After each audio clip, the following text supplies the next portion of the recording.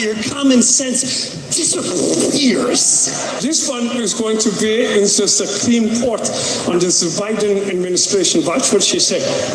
Can you define what a woman is? I am not a biologist. Is it Kamala or Camille? Camilla. Or Kamala? I don't even know anymore. There's like 17 million ways to pronounce it. Is she black or Indian? I believe she's Indian, part black. Who cares? What's it matter? The left cares. That's all they ever qualify her as. Well, because if you say you're black and you're not black, that's a hate crime. A lot of people will see her skin and figure she's black. So my husband just gets home, right, after working 15 hours in the heat, okay? He comes home, okay, he's all tired, whatever, exhausted, whatever he wants to call it. And he literally asks me, or he says, he doesn't even ask me. All he needs to do is ask, okay? But he literally comes home and says, babe, I just need to lay down. Okay, first of all, what you're not gonna do is come lay down as soon as you get home, okay? The trash needs to be taken out, the dishes need to be done, and you need to cook for me. After staying home all day, I deserve to have stuff done for me. It's not all about you. She's gotta be kidding, right? Okay? It's about me as well. What about my happiness? My happiness comes from a husband that comes home and is obedient, okay? I'm not gonna have that. I need to come home and rest mentality for my man. You just had your supper. You can't have dessert every single night. No, there's nothing else. You're all done. Got flakes in your beard? That's fungus on your face. Itchy scalp that won't go away. Fungus on your scalp. Dessert every single night. No, there's nothing else. You're all done. I am in control of my life.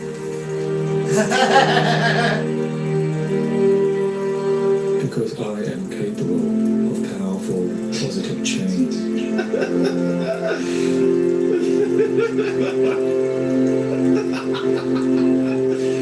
I rise above all challenges to move ahead now in all ways with flowing ease.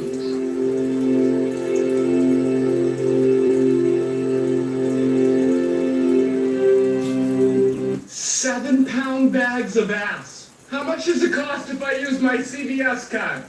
Do not click buttons with genitalia. Whoa, hold on. Junk single wide needs demolished. Hey, how you doing? Yeah, I saw you're out on Facebook Marketplace. What are you doing Friday night? Hey, Anthony, I saw they didn't let you swim the other day. What was up with that? Oh, did you read the sign?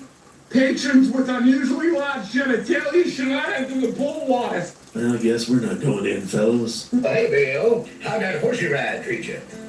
I couldn't ride no horse. Oh, well, shucks. Why not? The horse rode me.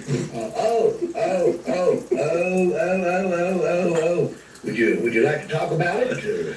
Not really. What you doing? I'm staying right here. Are you just waiting for Daddy to come home? Okay. Mommy, can you bring Dad there and watch today? You want Mommy to sit with you?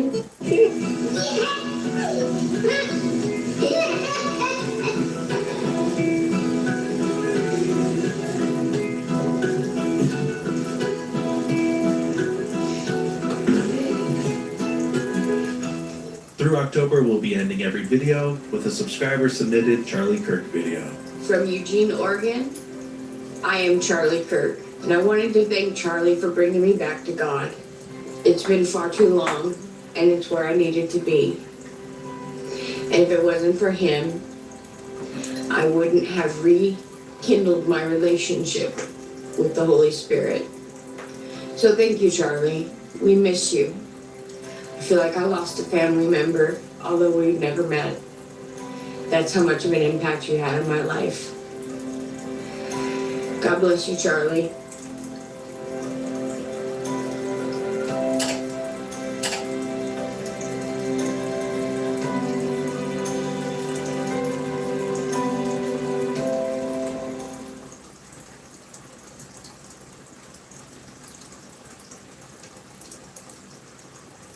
probably never seen this before, but NASA maintains a webpage where they keep the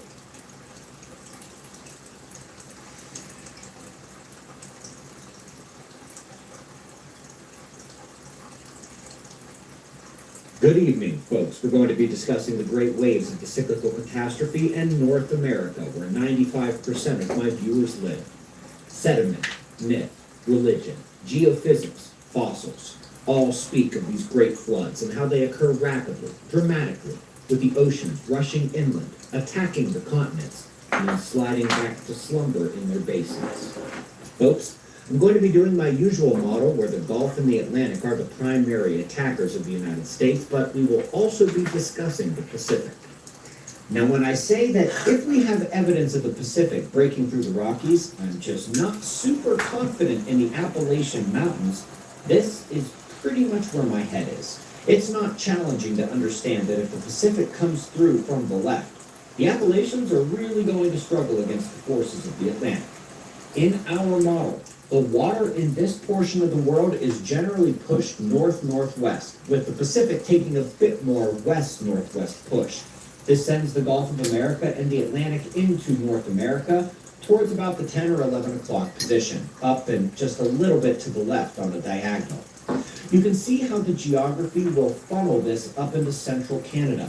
When the water hits the wall of the Rockies, it will want to go north rather than pile up. Understand that the tops of the Rockies stayed dry even when the Pacific broke through. Never came too close, actually. But the valleys filled and the water snakes its way through the low points and burst through into the central United States. How do we know it happened this way?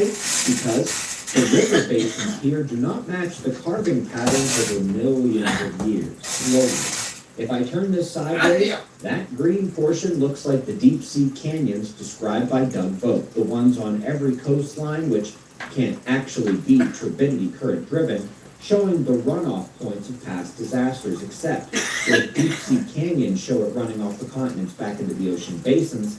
This shows the filling up of the Rocky Mountains popping out through the low valleys. So we're basically looking at the lowest 20 to 30% of the eastern front of the Rockies being dangerous territory, even in what we call the New Valley of the Sun, in a scenario where the Pacific were to somehow attack this time. But most of that area does remain dry. The Gulf of America and the Atlantic, they're the reason their intrusion could be so devastating. There isn't exactly anywhere for the water to quickly go. And don't forget two critical things. The New Madrid Fault should unleash a major event, weakening the crust in the central U.S., and isostatic readjustment is still a very real thing. The weight of that much water in the central states should sink the middle of the country. The Gulf of America should experience uplift, and if so, the water is really trapped and will have an inland sea cutting this country in half. It's critical to look at the dedicated elevation maps and not just go off qualitative descriptions of satellites. Satellite is great, of course, but it can't show you visually how dramatically high up the western United States really is compared to the east. Looking at this from the eastern and central parts of the country, wouldn't you rather be up here with us? After 15 years of math and research on this topic, I bet my life and my children's lives on it. Maybe you should be paying closer attention. The 2040s are closer than you think. Best place to be is the eastern range of the Rockies, the right side of the red area. Too high for the geography to let the east be an issue, high enough to avoid the Pacific if you stay above about 4,900 feet in elevation. So those low areas in Arizona and New Mexico are in the breakthrough path of the Pacific if that Pacific wave comes. Low passes also exist in the northern states, maximum crest at around 4,800 feet, which fits our 5,000-foot model for safety pretty well. It is worth noting there are no major tsunami breakthrough points in Colorado or Wyoming. Maybe find a weekend to come see us at Observer Ranch and get yourself squared away. I'm noticing one of the most unexpected things we're hearing from people is that if they're aiming to find direction and preparing for what's coming, they leave this place so amazingly confident that they know how to win.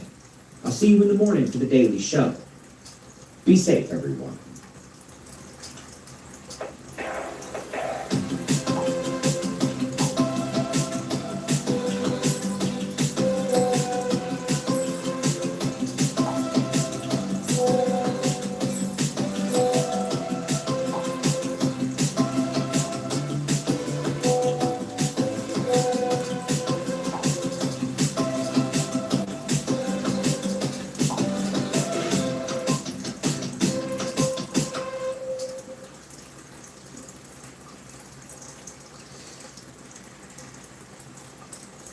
Just look at what I got in the mail.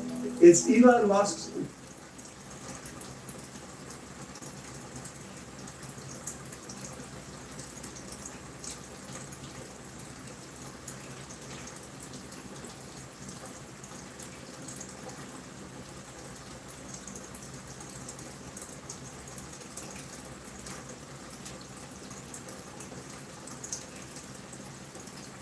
Perspective is just because the game, it doesn't. And I'm like, no, I will fight each other. This really makes it. They're asleep. Federal agents. They were this morning in the early hours, a terror attack. Far leftists were protesting ICE in Alameda, California, where the Coast Guard was housing several federal agents. They were protesting a deployment that was expected to hit the Bay Area, but Trump, after the intervention of many tech billionaires and political individuals, canceled this ICE raid. The protesters remained, and then at some point, and for some reason we don't know why, a U-Haul vehicle was driven by what appears to be a leftist extremist and then accelerated high speed in reverse towards law enforcement with weapons aimed, who then unloaded on this vehicle, shooting a bystander as well as the driver. Now, we don't know if the bystander was a protester involved. Specifically, like the white liberals in Portland. But that's what. And Trump should federalize New York and take over, put it under federal management before that can happen. Wall Street Mav asked Grok if he could, and Grok said no, Trump can't, which is stupid because Trump can't. And I then got into this debate with the AI, not because I'm like, ooh, I'm going to argue with AI. I wanted the AI to lay out the case of the corporate press mainstream narrative as to why Trump can't use the authority he legally can. And where we ended up was Grok was saying, you know, Trump doesn't have the authority to do it. My response is Abraham Lincoln did. Grok says Abraham Lincoln was fighting a legitimate civil war, which is fascinatingly stupid and incorrect. Abraham Lincoln, after Fort Sumter, suspended habeas corpus from Pennsylvania to D.C. along the rail corridor to protect Union troops from potential sabotage. He had members of the Maryland legislature arrested. This is April of 1861. It was months before the first Battle of Bull Run. No one believed a civil war was possible. Nobody believed it was even happening. In fact, the first use of the term civil war wasn't until 1863. So what would happen? So the way I look at it right now is, we very well may be in a civil war if we're following the same context of 1861. That is, Donald Trump is trying to enforce the law. He is sending troops from other states into these blue states. They are resisting. Saboteurs are committing terror attacks against federal law enforcement. If Trump were to suspend habeas corpus, which has already been floated by Trump and Miller, it would be within perfect precedent of what presidents have done before. Do you think I'm missing the mark on this one? Or how do you see what's going on? I mean, look, as a proud son of the South, I'm just glad that everyone's suddenly realizing that Abraham Lincoln was a tyrant. I mean, that's all I really ask. But no, it is funny to watch all these Democrats suddenly turn into John C. Calhoun. They recognize, oh, states' rights and limiting the federal government. Like, look, you guys have been behind this the whole time, of course, very pro-Lincoln, reconstructing the South. But it's not just that. We've had Eisenhower and JFK send troops into the South to enforce different court rulings when it came to segregation and these things. We've deployed troops into American cities so many times over. When Pat Buchanan gave his speech about the culture war speech about the National Guard taking back LA block by block. So the idea that this is wildly unprecedented is just completely incorrect. The only answer is ultimately, does the Republican Party have the will to get this done? Would Trump be able to take those slings and arrows? I think overall, when we look at what happened in D.C., the population was happy to be safer. I think the same would probably be true of New York, but the problem is that these people have their safety tied up with all the other voting that they do. They want the benefits, they have all these perceived carve-outs that they think they're going to get, and by rejecting Republicans, and so they vote in people who are going to destroy their law and order to get all that other stuff. Earlier today, we were on the Culture War podcast debating Brian Shapiro, largely me debating him, over these issues. And one point that I made, because I think Austin was saying that we should have more, I don't think he said balkanization, but people going into areas where they prefer the laws. And I said that's going to lead to civil war. Brian agreed. My point was, you have the United States as a largely monoculture 30 years ago, and the Democrats and Republicans almost completely agreed on everything. They disagreed on the wedge issues. And so when you look at the Pew charts, you can see it's like two bell curves and they largely overlap.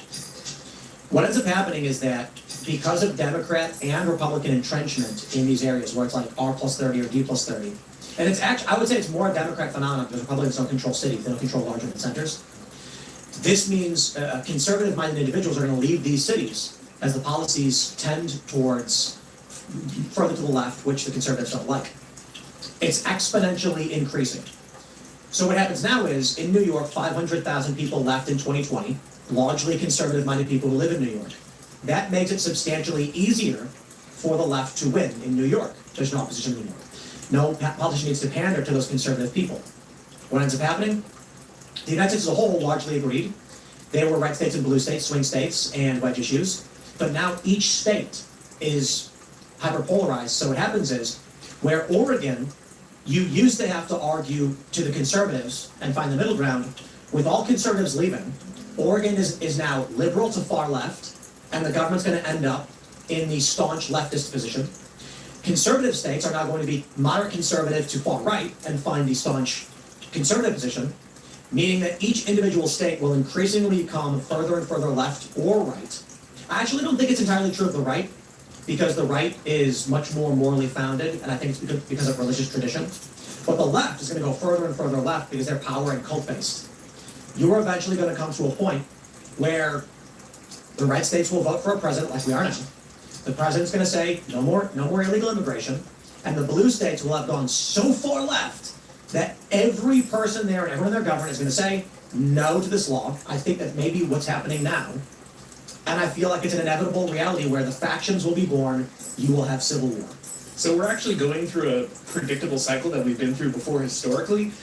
We think of the United States as having this monoculture, but it really didn't for most of its history. That's why federalism worked so well, right? We had these radically different people in these different states. They recognized themselves as Americans. They were distinct from other peoples, but the states were very important. That's why, for instance, somebody like Robert E. Lee, who was one of the most loyal Americans in the world, who was considered to be the top commander, was going to be given control of the Union Army. That's why he went with Virginia, not because he was disloyal to the United States, but he felt his loyalty to his home state more than he felt loyalty to the larger country.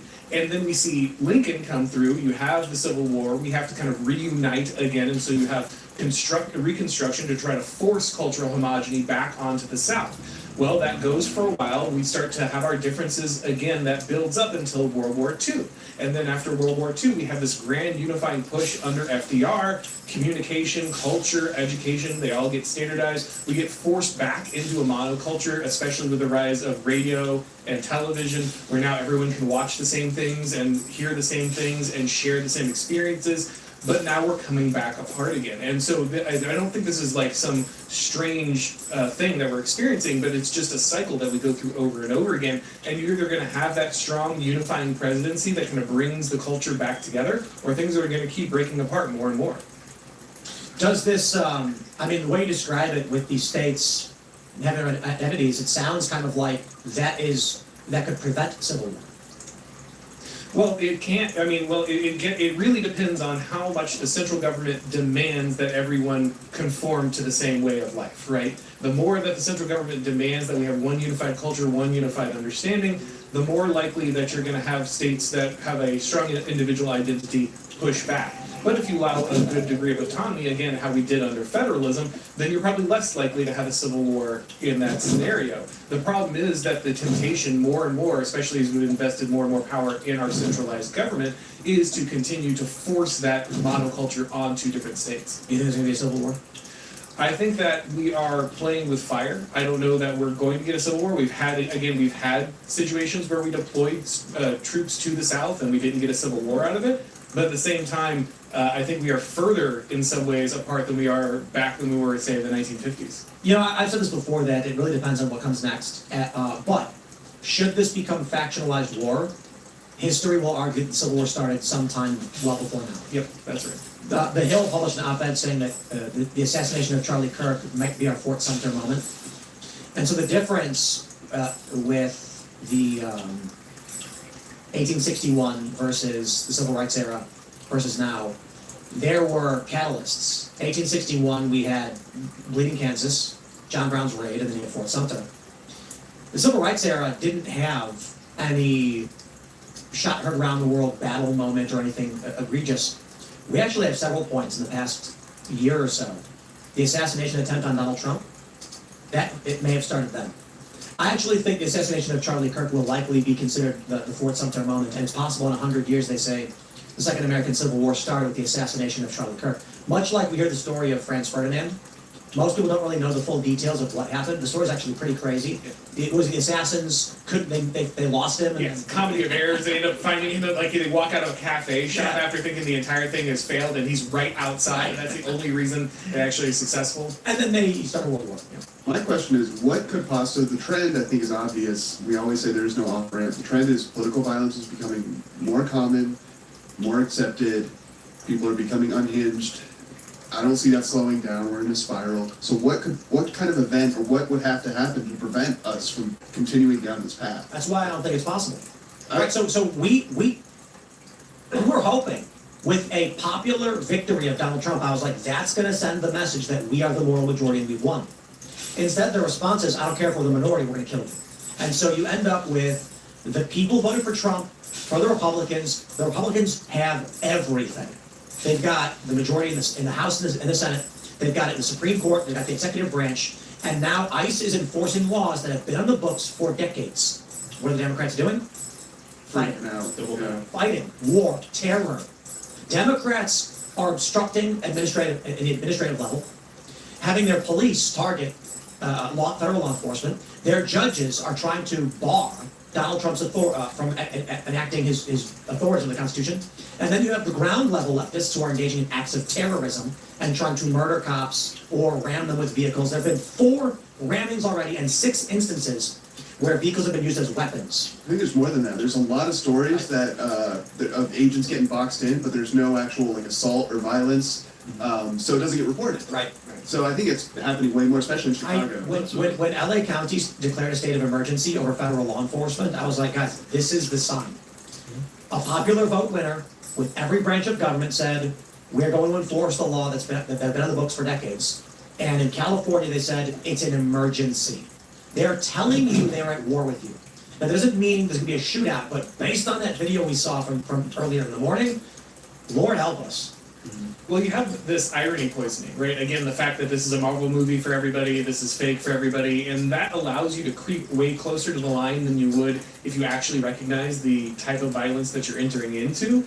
And this really sets us up for a scenario where we could have just zombie walked into the Civil War without even recognizing it, because you have so many people who are acting as if none of this is serious and none of it can be taken seriously. And that's part of course, the left's tactic, again, putting people in these clown suits, putting them in these blow-up suits, making sure that you throw all of this funny stuff out there. You put that out front as if it's non-threatening, it's not going to be a big issue, and then you don't realize that you've already crossed several red lines in the whole process.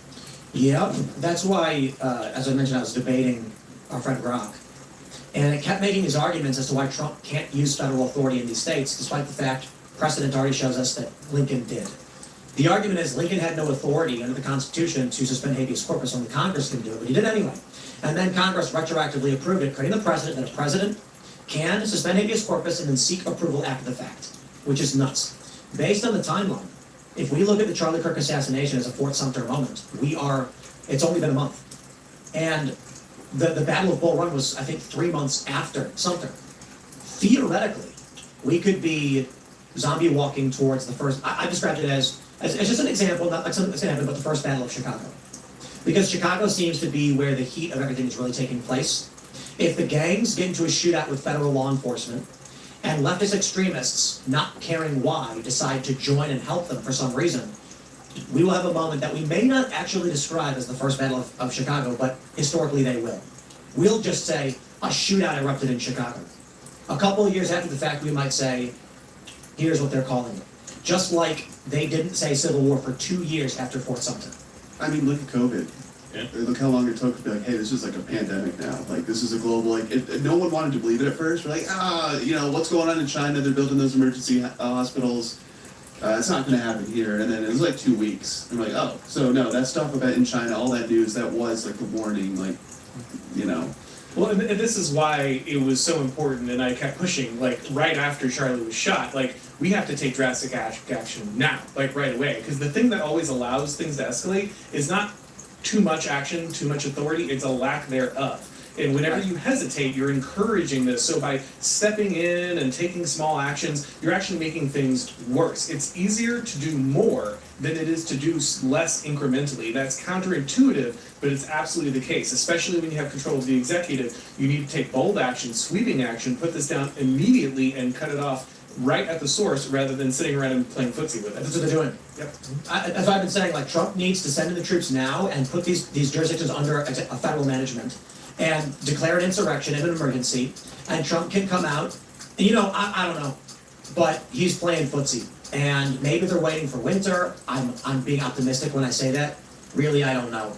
One of the arguments is that there won't be riots if it gets cold out, and so the Fed is waiting a few months for the temperature to drop, so then places like Chicago, particularly, Portland a little bit, but Chicago more so, when they take action, the left will not react. New York and Chicago are principal targets. LA is always going to be nice out, so that's hard to deal with. But now is the time to do it, and I think you're right. If the federal government allows this insurrection and this sedition, it will embolden and keep growing. If Trump moves in now and people are like, okay, we're going to stop, the fact that Trump is taking it slow is allowing the left to organize and develop, once again, parallel economics. And that's when they finally say, we can fight you. Yeah, I mean, that's why this entire crackdown that we've been pushing for has never really been about punishment. I mean, to a certain degree for some people, I suppose, is a form of vengeance. But the primary objective, like you were saying, is incapacitation. We're trying to incapacitate the enemy. Same thing like when a child is bashing his toy truck on a glass table. When you take him away and take his toy away, you're not punishing him. You're just trying to get him to not break the table. That is, the mandate for the federal government in this instance. It's like, hey, they're about to break this table. Pull them away. Enough. You got to incapacitate. Let's jump to the story from Newsweek. Steve Bannon says, quote, there's a plan for Trump 2028. What is that plan? Trump Jr. 2028? Because I'm not buying it, but this is what Bannon is saying. Quote, he's going to get a third term. So Trump is going to be president in 2028, and people just ought to get accommodated with that. At the appropriate time, we'll lay out what the plan is, but there's a plan. We had longer odds in 16 and longer odds in 24 than we've got in 28. They say that Trump is not eligible for another term under the 22nd Amendment of the United States Constitution. Presidents are limited to 2 elected terms. Now you see the mistake they just made. And, we can try, let me pull up the 22nd Amendment. Try and guess what the plan may be. But we got it right here, and I'll throw it in. Section 1, 22nd Amendment. No person shall be elected to the office of president more than twice, and no person who has held the office of president or acted as president for more than 2 years of a term to which some other person was elected president shall be elected to the office of the president more than once. Can anybody in the room answer for me what the key word is that they will try to utilize to get Trump a third term? I believe it may be elected. Correct. Yeah. If Trump is placed by a judicial appointment into the office of the presidency due to some unforeseen circumstance, it will not be in violation of the 22nd Amendment. All this action we were just talking about in the last segment is the fucking this is loophole. year 1 of Trump's second term. So if there's plays like that in the background, they may need to wait for all this action. I mean, if create a faux crisis and then say, hey, he's back again. But do we really think? I don't know if that's Bannon's play. What do you think? The plan's going to be appointment? I would really doubt that they would simply allow the situation to escalate just to set something like this up, set up that emergency. I mean, ultimately, if it's an amendment, you're just as likely to be able to repeal it as anything else. You repealed, prohibition. You could repeal this too, ultimately. But the words are relatively meaningless to exercise of power. So the fact is, if Trump wants to be president, we understand the spirit is that he can't be, but it does say elected. So it sounds like if the elected route is the route they go, there's an emergency. Trump declares an emergency under National Security Presidential Directive 51. Are you familiar? Created by Bush, the president has the authority under executive orders to overwrite the U.S. government with an enduring constitutional government, it's called, a single branch that controls everything and appoints a national continuity coordinator. The play may be an emergency. Here's the deal, man. There's a bunch of different plays that could happen.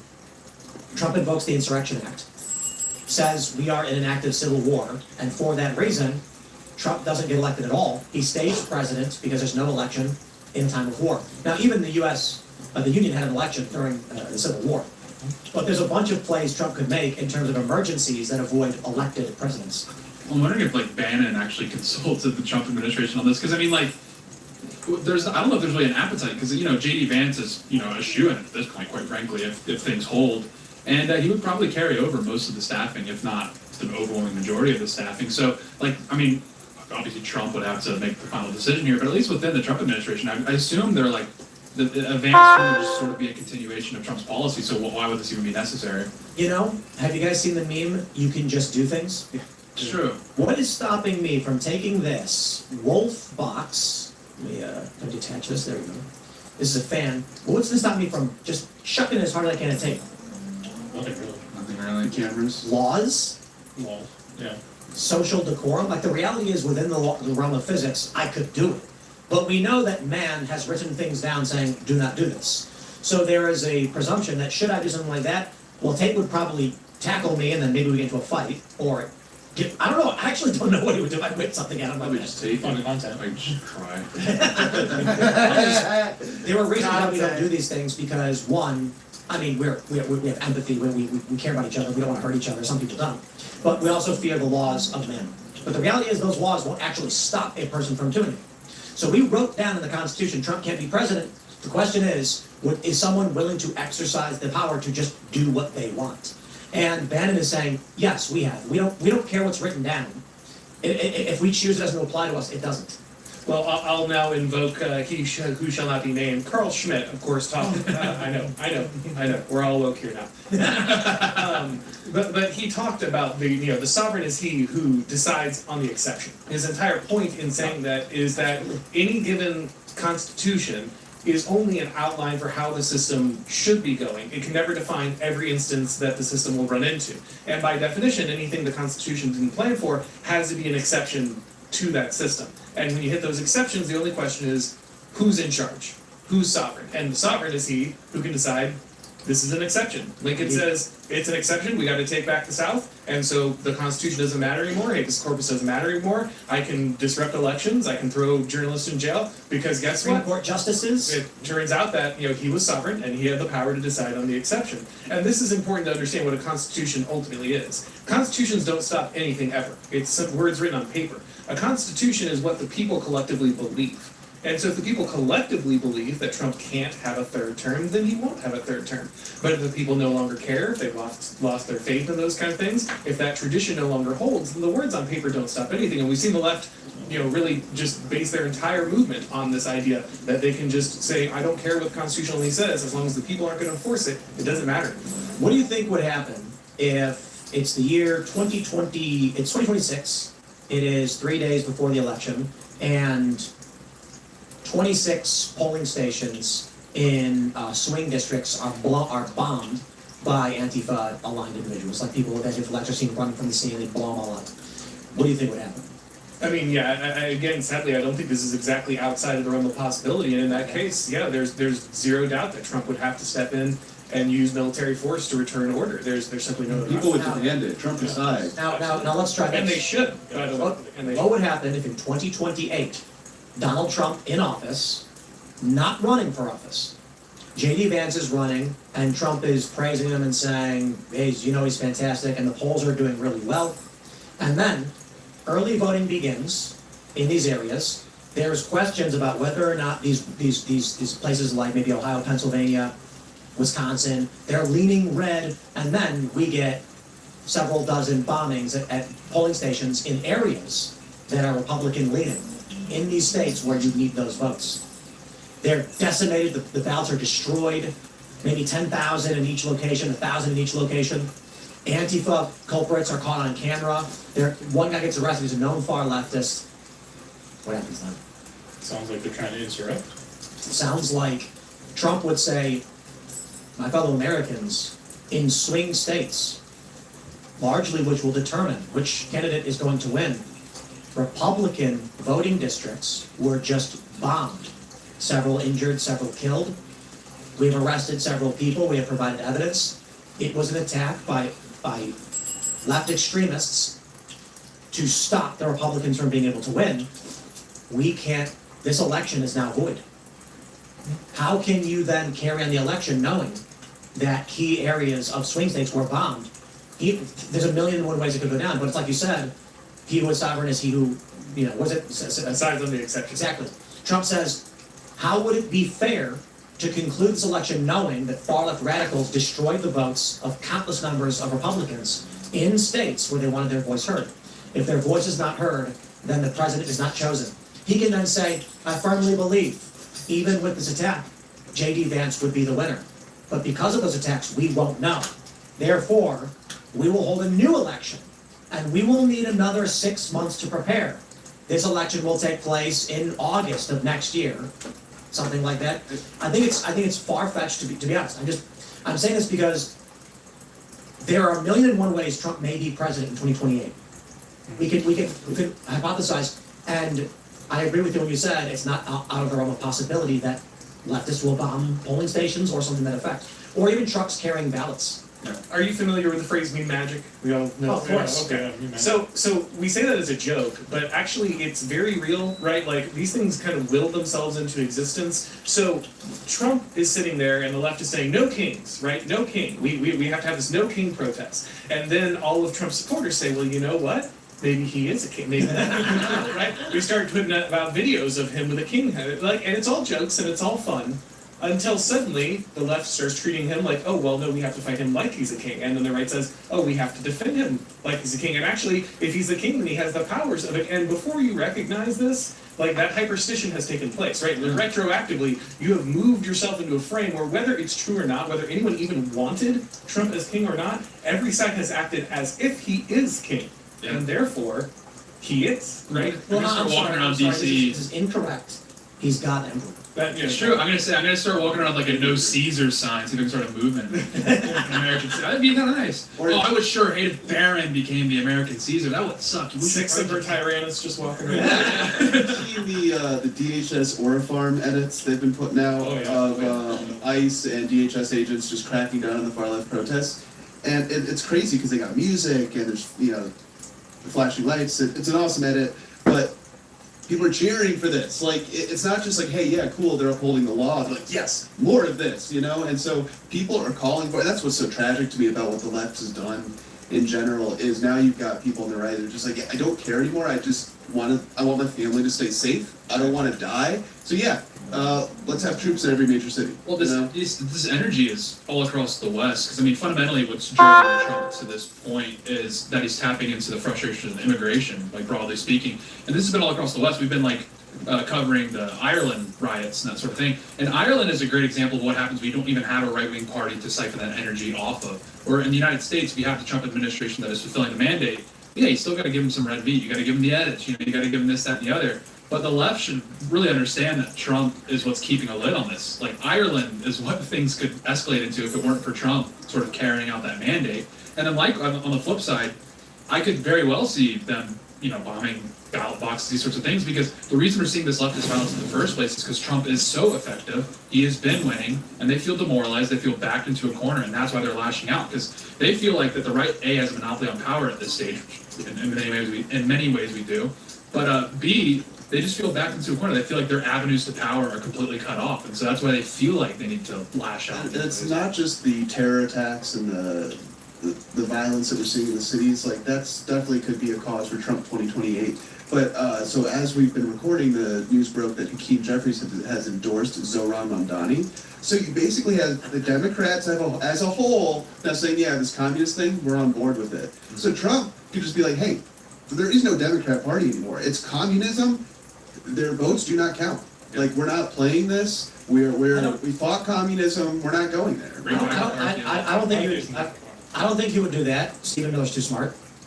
I think if Trump wants to go this route, I'm not, it's funny because people have asked me, you really think Trump would do a false flag? I'm like, oh, maybe not Trump, but certainly someone around him. Come on, we're talking about winning a war. And they tried to put this man in prison. They arrested his lawyers. Nothing's off the table. Winning is winning. And if you are, to be fair, I'll put it like this.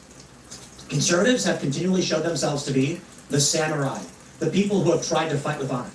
So that's why I really don't think we'll see a Trump administration false flag attack. But I also wouldn't put it past anybody to do whatever it took to win. If the left doesn't engage in these acts of violence or terror, and Trump really does want to be president for a third term, how hard would it be? Right now, they put another bounty on the pipe bombers from J6. I think it's fairly obvious the pipe bombers were Democrat-aligned individuals trying to malign Trump. Did you see the new videos they released? Yeah. Maybe we should actually pull them up. Yeah, and it's crazy. A lot of people are. All right, go ahead.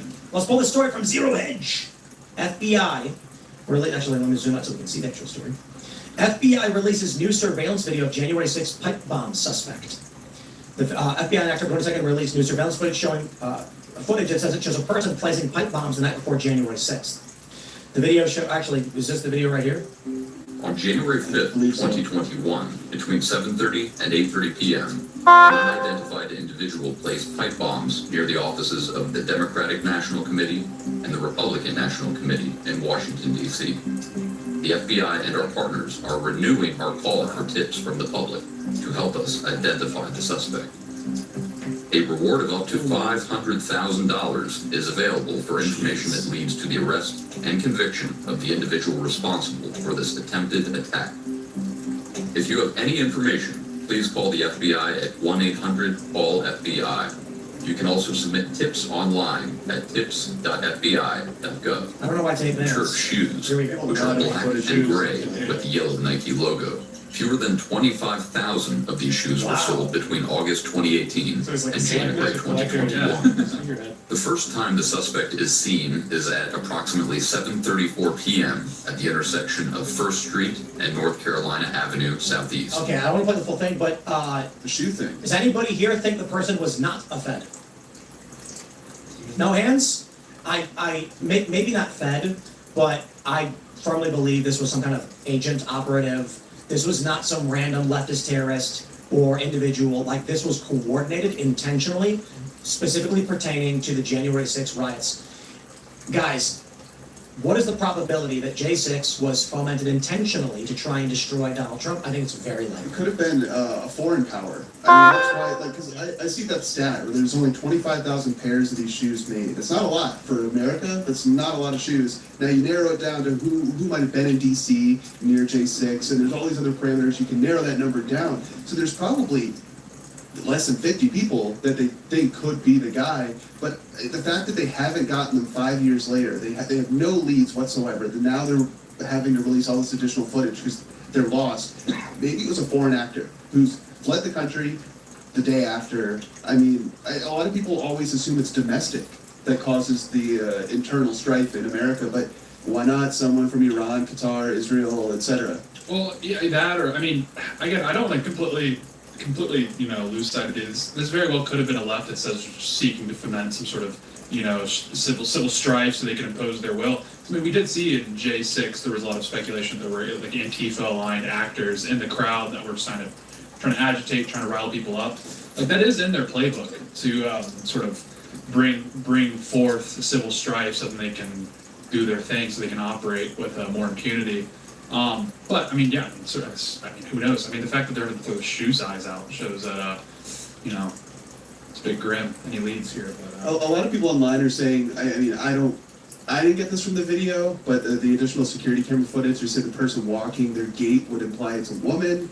I don't get that sense. The shoe thing definitely looks like a male shoe. Let's play some of this video. I will watch this and do a gait analysis. And then south on South Capitol Street. This footage of the suspect on South Capitol Street shows the person setting down their backpack, which is believed to contain one of the bombs at this time. I'm going to say woman. I'm going to tell you why. It's the bending over. Yeah. Yes. Watch the bending over. This footage of the suspect on South Capitol Street shows the person setting down their backpack, which is believed to contain one. Because women have lower centers of gravity, it's much easier for them to control their legs as they're bending their torso up and down. Men would not. That likely is not masculine. Well, I don't know for sure, but it's very effeminate movements. And seriously, watch the videos of women. They have a man and a woman stand against a wall, and they'll tell the woman to bend over and pick something up, and the man to do it. Men can't because of their high center of gravity.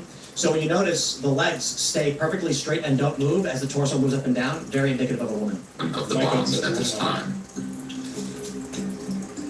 It's hard to know for sure, The though. I mean, suspect narrow hits. appears to put on a pair of glasses and scan the area, standing on tiptoes. Trans man? Regardless, we should be looking for cars with curb rash. I think that'll help us. There you go. Before picking up the backpack, turning around, and heading back the way they came on South Capitol Street. Very FBI. Yeah. FBI stepped their game up. After reaching the corner of D Street, the suspect turns around again, and this time walks south all the way down South Capitol Street to a bench outside the Democratic National Committee headquarters building. Hard to tell from this. Yeah.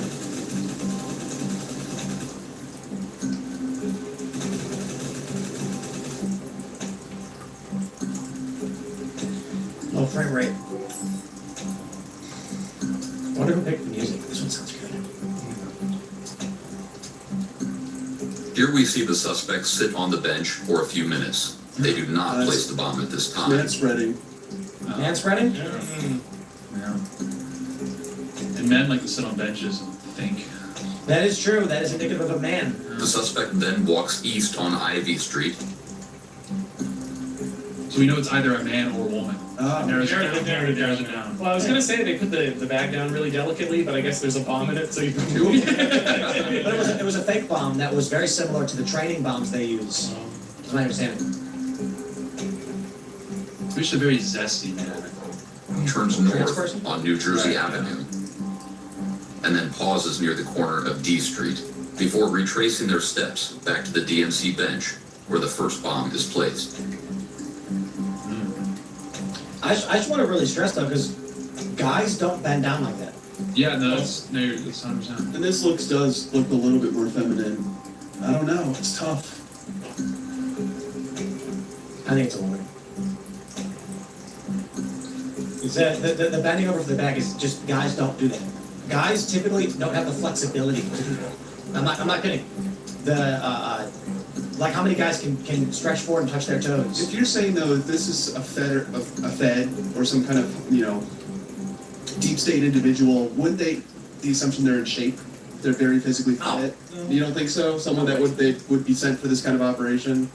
To be super. You're not going to send a fat guy. Okay, but let's just try this. Literally, we're all dudes. Stand up and bend over perfectly, standing straight up without your legs moving, to reach down and grab something off the ground. I'll do it.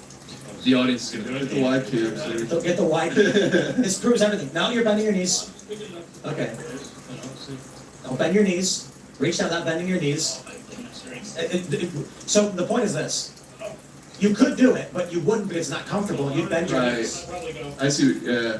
So, but more importantly, this individual went up and down, went down, up, and then down more, without the legs moving, and they were together, very feminine.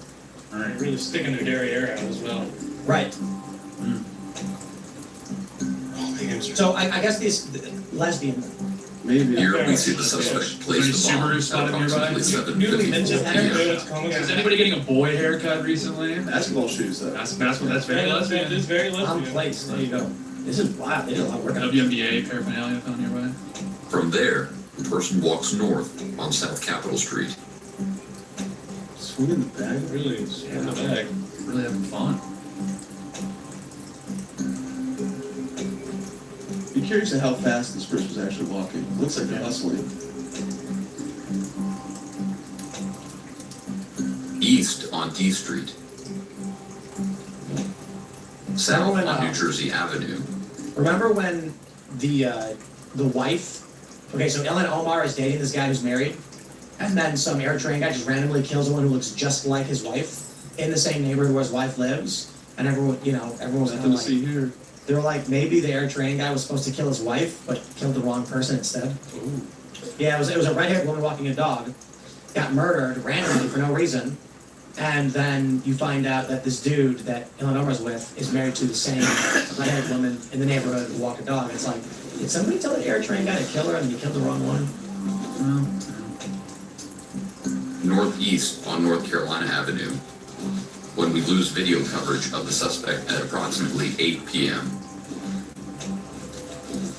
8 minutes later, at about 8:08 p.m., we pick the suspect back up on camera heading north on 2nd Street. Weird. The suspect walks west on C Street, enters an alley that leads to Rumsey Court, and then Trying to walks avoid west surveillance. on Rumsey Court. That's a woman. A little bit of color, right? You're walking. I'm saying it's a woman. They go in front of you. Hips. In the hips. Yeah. It's like a strut, kind of. This footage shows the suspect pass between the RNC and the Capitol Hill Club, holding the backpack out Maybe to the trans side. man. I'm not kidding, maybe trans man. The person continues between the RNC and the Capitol Hill Club. Then continues north on 1st Street, east on C Street. What the hell? Case in the joint. Yeah. Back into the alley. Making sure toward no one's Rumsey around Court, and back onto Rumsey Court. He seems really familiar with the RNC, so he might be gay. He? Might be gay. Disgruntled staffer. Yeah. They placed the second pipe bomb at approximately 8:16 p.m. The suspect then turns back onto Rumsey Court, walking east until the person is last seen on camera at approximately 8:18 p.m., wearing the backpack on their shoulders. The bomb is believed to have been placed shortly before this video, based on how the suspect is carrying the backpack. We still believe there is someone out there who has information they may not have realized was significant until now. We're asking you to come forward to share that information with the FBI. Please call the FBI. All right. So could you rewind real quick to the graphic when it shows when he placed the first bomb at the DNC? I'm curious to the timestamp on there compared to when he placed the RNC bomb, and then I want to see that distance. How much time it took for him to cover that distance? I think it was like, what, 20-something minutes? It was all within like a half hour or something like that. Because it was... Yeah, it's you can't bounce around in next videos like that. Yeah. So, but they have it written down. 7:34 and 8:15 is what's happening. Device at the DNC was 7:54. RNC was 8:16. Okay. It's really not that late at night to be. It's not. That's that's just the evening. Right. It was what the RNC and DNC is about 6 blocks from each other. Yeah. Yeah, 20 minutes ish. 8 bombs that look very similar to the bombs they use in training exercises. Mm-hmm. Were they fake? Yes. I thought they were real. They just didn't go off. I thought they were fake, weren't they? I don't think the FBI said. Or maybe maybe they not have said either way.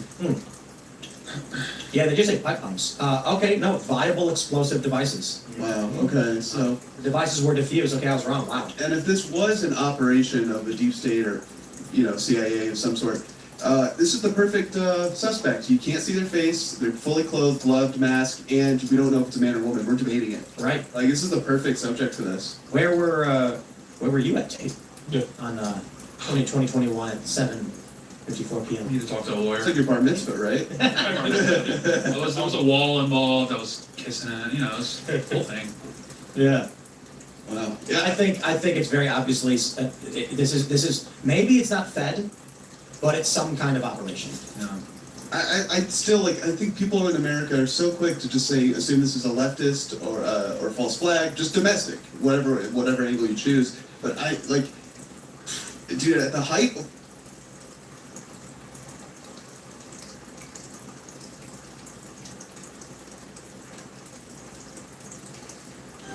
Here in Georgia, skilled hands and sharp minds come together, crafting more than just tires.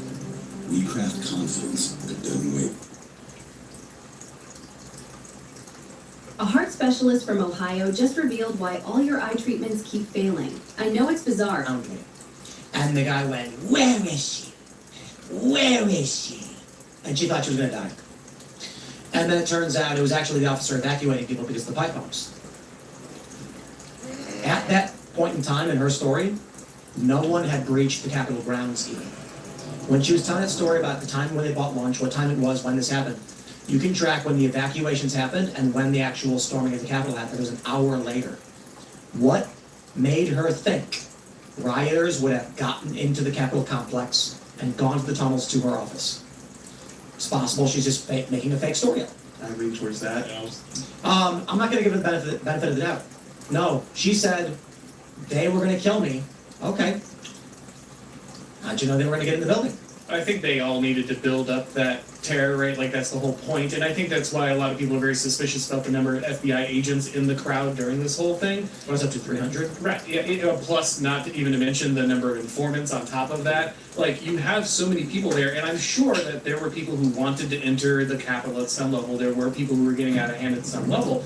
But if you're a highly corrupt FBI that's obviously been pushing Joe Biden's, agenda on the right the entire time, if you've been identifying the right as the most dangerous terror threat, the most dangerous domestic terror threat, if you've been fed all this stuff, it's probably not too hard for the agents involved to be like, well, maybe we can encourage a few people to go in. They want to do it anyway, right? We're just moving it along. It's just a little bit of entrapment. It's not a problem, and then the whole thing kind of spirals. So I think it's one of those scenarios where everything is already lit, and all they had to do was drop the match into the tinder, and they were like, yeah, I think we're okay. Also curious to what comes out of this. Cash just said, hey, we're on the verge of unmasking the structure behind Antifa.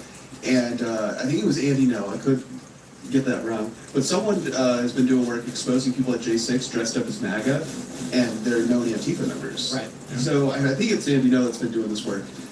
So now I'm curious what the FBI is going to find, and if there's any connection between these NGOs, Antifa, and what happened in the lead up to J6. There are videos of people getting dressed, like they're by a bunch of trees, and people are like, "What are you guys doing?" It looks like fence. Not to mention, there are several people who are seen committing acts of violence who are never tracked down by insurrection hunters or the police. One of the things that people don't really put together, they complained about Trump, getting this giant budget for ICE and building this huge force, getting a military-style budget. And a lot of people complain, we don't need that. We had Rand Paul and Thomas Massie and these guys saying, don't you? They don't think about the fact that if the FBI is truly compromised, like if it's really truly compromised beyond any hope, what would you do? Right. Would you build up your own force, your own domestic law enforcement force from the bottom up with military-style budget where you get to hire the vast majority of the people and ensure that they're loyal to you? Like, people just don't do that math, but we know the FBI has been desperately corrupt for an extremely long time. It's probably not going to investigate itself and figure it all out. Yeah, it takes, and I understand the frustration for people, obviously, especially because within a good sort of, we've been antagonized by the intelligence sphere for so long. But yeah, the unfortunate thing is it does take quite a bit of time to reorient the FBI away from prosecuting and persecuting right-wingers. Like, that's been their specialty for the last that's what everyone in the organization has been hired for that purpose, right? Even Christopher Wray, who is appointed by Trump, goes out and says right-wing domestic terror, the most dangerous thing in the United States, right? Like, that has been the governing doctrine of that organization for decades. It doesn't just go away because Kash Patel shows up and fires a few guys. Yeah, you don't just put up a LinkedIn listing for FBI agent, FBI official. It takes a while to churn the staff. But it turns out you can do that when you're scaling ISIC. That's true, and it's very based. Well, even ISIC has some pretty high standards. But that obviously you're building it up, so that's different than churning, a force. And this is happening all across the administration. There's a lot of frustration, a lot of what's taking so long, this, that, and the other. And yeah, it's really important to put in perspective, A, what a typical Republican administration looked like. I think we forget where we were before this. But then B, how long it takes to reorient these, how long it takes to reorient these agencies. It takes a very, very long time because there's so much entrenched staff, there's so much deep state. Thankfully, this government shutdown has obviously given the Trump admin some breathing room now where they can start, telling people yeah, he can come back to work, that sort of thing. But yeah, like you're saying, these things take time. It's unfortunate because we want to move quick, obviously, especially seeing people get killed. But yeah, it's not like you can just snap your fingers. There's not a button on Trump's desk that says make the left go away. Unfortunately, it's just not how it works. Unless, I don't know, maybe Stephen Miller has a plan. I don't know. Maybe there is a button somewhere, but you're fired. As far as I know, there's only a Diet Coke button. He doesn't have the fix everything magically button. We need one of those. That was the annoying thing in the culture war where Brian Shapiro was arguing Trump's been complaining about healthcare for 9 years and hasn't fixed it. And I'm like, okay. What's the argument? That he's been complaining he hasn't fixed it. And I'm like, I complain about a lot of things I can't fix too. I don't understand why you're pretending to be upset by this. Trump doesn't have a magic button to solve every problem. He's a guy. Like we have to be happy with what he gets done and ask him to try harder on things that he's not getting done. It's a weird thing to get hung up on. It's ultimately like the purpose, if you are a right winger, if you are right of center, and you want to win, your purpose is to move the football down the field in whatever capacity you're in. And not every play is going to be a Hail Mary. Not every play is going to be like a long 50-yard completion. Sometimes it's like a little 3-yard run up the middle. Like that's how these things work. You have to consistently move the football down the field. And when you look at the Trump administration, he is continually pushing the football down the field. Who was that guy who ran 60 yards in the wrong direction? Oh, that's happened a few times. Put him at concussion protocol. Happens in college football. When the punter missed. Steelers had a bad. A lot of Republicans that do that. That's my point. Yeah. So I think that. Like, hold on a minute, maybe they're doing that on purpose. Right. That's a new line of thinking though, because like I remember like the first like big election that I was aware of was Mitt Romney and Obama, and Mitt Romney's that the conservatives then it's night and day compared to the conservative movement now. Like now they're like, hey, no, we don't want to just stop Democrats. We want to actually push our own agenda and get our own things done. I mean, you've been around the conservative movement for a long time, Tim, as well.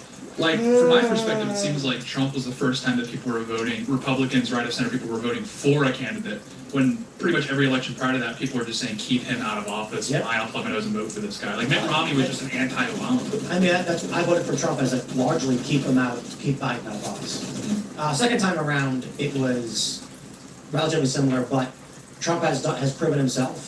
The conservative base seems to be like, I'm voting for Trump. Indeed. Correct. That's because Trump was a middle finger to the Republican Party too, right? Like Trump was just as destructive to what the Republican Party was as he was to the idea of leftist dominance as well, which is why so many people hated him, and they still hate him, by the way. Like the vast majority of these people who, a lot of them went never Trump, and they did the Bill Kristol bulwark thing, but there are plenty of people who were never Trump who came back to the conservative movement and suddenly discovered a respect for Donald Trump. Until they could vote for Ron DeSantis, and all of a sudden you had to vote for Ron DeSantis, or you were a traitor to the country, and you hated whatever. And then Ron DeSantis lost, so they kind of had to go back to Trump again, and now they're trying to police all the people who are actually loyal to Trump back out of the movement, right? So the Republican Party is still fighting Trump at like every stage. And so really, Trump is not just defeating the left, he's also defeating what was conservatism as well, because it's not fit for purpose. It does not conserve anything. We've all recognized that at this point. Still, do you think that's still happening though? Because definitely in like 2022, 2023, when DeSantis announced his candidacy, there's definitely a lot of pushback from like rhinos and Nikki Haley's and stuff. But I think everyone's kind of falling in line at this point on the right. I disagree. I think that there are a lot of people who are playing Trump fans so they can guide the Trump. They recognize MAGA is the future now. So how do I define MAGA, right? If you're not familiar, this is how neoconservatives entered into the Republican Party, right? Like this is the Buckleyite purge of the right.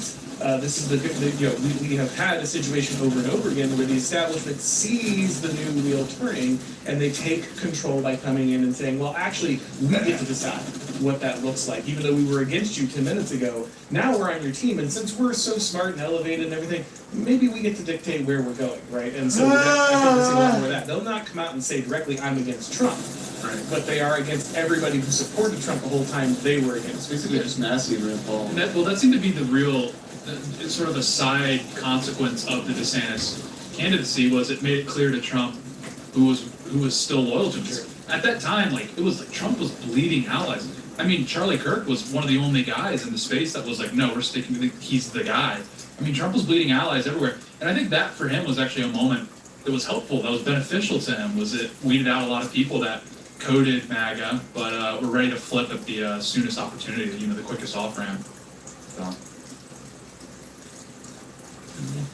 Is the camera still on? Yeah, it is. We're waiting for you to finish your point. Point's been made. I'm loyal to Trump till the very end. I'm a Trump loyalist, American Caesar. Let's talk about what happens if we lose. We have this from the Post Mail. 70% of Democrats support amnesty for illegal immigrants, according to Rasmussen. 47% of voters said that Trump's immigration policies have been too harsh. 32% said they were just right. 70% said not harsh enough. 70% of Democrats support legislation toward amnesty to illegal immigrants from the United States, according to this poll. So if Democrats get power, we know exactly what they're going to do. For what, the fourth time now?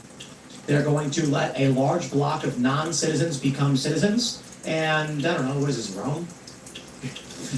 I mean, I'm 41 now, and I cannot remember a single election during my adult lifetime that was considered legitimate. Like, starting with Bush and Gore, and then you had Obama and the birth certificate, and then you had all the questions of Russiagate and everything with Trump, and then it was the election with Biden and all the counts there. Nobody has accepted, truly, an election as legitimate the whole time I've been able to vote as an adult. And we're all still standing around like that's not going to have a cost eventually, right? So now we're done like making arguments. The Democrats are just going to import new voters, or if they can't win that way, they're just going to do violence. But the idea that like they're just going to say, oh, well, I guess the Republicans, they just won that election and now that's just the way things are, that is never happening again. It hasn't happened the whole time I've been around. We'll be in prison. We'll be in the gulag. That's what worries me about the Zoran stuff, dude. If the Democrat Party is positioning themselves in support of Zoran and his policies, and they win the midterms, that's frightening. Yeah, well, it's terrifying. And the thing about Zoran that's so disturbing is he's importing like a third world form of authoritarianism that's kind of foreign. Like the Democrats, yes, they have, demonstrated they have this proclivity, but it's not the third world style. The third world style is legitimately just killing your political enemies, throwing them in jail, et cetera, et cetera. And yeah, the Democrats have flirted with that, but Zoran importing that style of, vaguely left-wing politics is like really disturbing, because that for them is not even really about pushing any policy down the field. It's literally just about vengeance, retribution. This is what you saw in Uganda. I mean, Idi Amin, like, what can anybody name a single policy? It's like, I don't know, but all I know is persecuting his political enemies. It's a form of vengeance that is particular to that part of the world. And then you're going to bring, that voter base in to support. You're going to bring that voter base in from the third world that will continue to advocate for these policies. Don't believe me? Look at Minneapolis. Look at Ilhan Omar. All she's doing is just Somalia. Everyone's like, how is it that she's a Muslim but supports LGBT? It's because that's not the point. The point is just retribution and vengeance. Destroy America. So it's also divide and conquer. It is, we want a Somali Muslim community where we live, and we need to weaken their machine to empower ours. It's amazing how gullible conservatives are. If you just throw some kind of ideological gobbledygook at them, they'll just debate that forever rather than notice the obvious. Like, no, foreign hordes are importing their own people to take over your stuff. Like, you could track this back to thousands of years in BC and it wouldn't matter. It's the same strategy. Nothing has changed about human nature. The fact that you have some abstract ideology where you think that as soon as someone walks into America, they randomly become George Washington, sorry, but that's not actually how it works. But conservatives will just debate this endlessly rather than recognize the obvious. What if we created some kind of viral gene manipulation where when they walked in, we spray them, and then they actually turn into George Washington? Yeah, their IQ goes up 20 points, they gain all of the... Just go, I don't get it. We gave them the pocketbook constitutions and they still want to eat me. Like, what is it? No, I think you're all wrong, because clearly, as everybody knows, once we delivered the American constitutional system to Liberia, they became a developed, sadly civilized nation, and They just launched their space station, it's going great. It's great. Oh, yeah. It's like one of those air hogs you just... I mean, they still eat each other. There's a lot of cannibalism there, but... Get hungry, The space station was a drawing from a tourist who was there, not actually the country. In Creighton, Liberia is a really great example of this multiculturalism is fake. We go to this place, we establish a colony, we say, here's how the government works, and they're like, so we eat each other? And we're like, no, but I want to eat it. And then it's like, we come back to check on them, and they're like, how's the government going? And they're just like, it's delicious. The government barbecue's in charge now. I don't know what to tell you. No, what was the guy's name? What was the actual guy's name?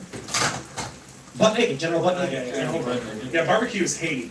Right. Like they're eating people. There's a track of all the cannibals. Wherever you're eating people. Isn't he still doing that? I'm confused by this. Could you explain to us why giving an American constitutional system to people in Liberia did not create a utopia? Sure. So constitutions are not just written documents. Constitutions are literally what it sounds like. They are the way that the people are constituted.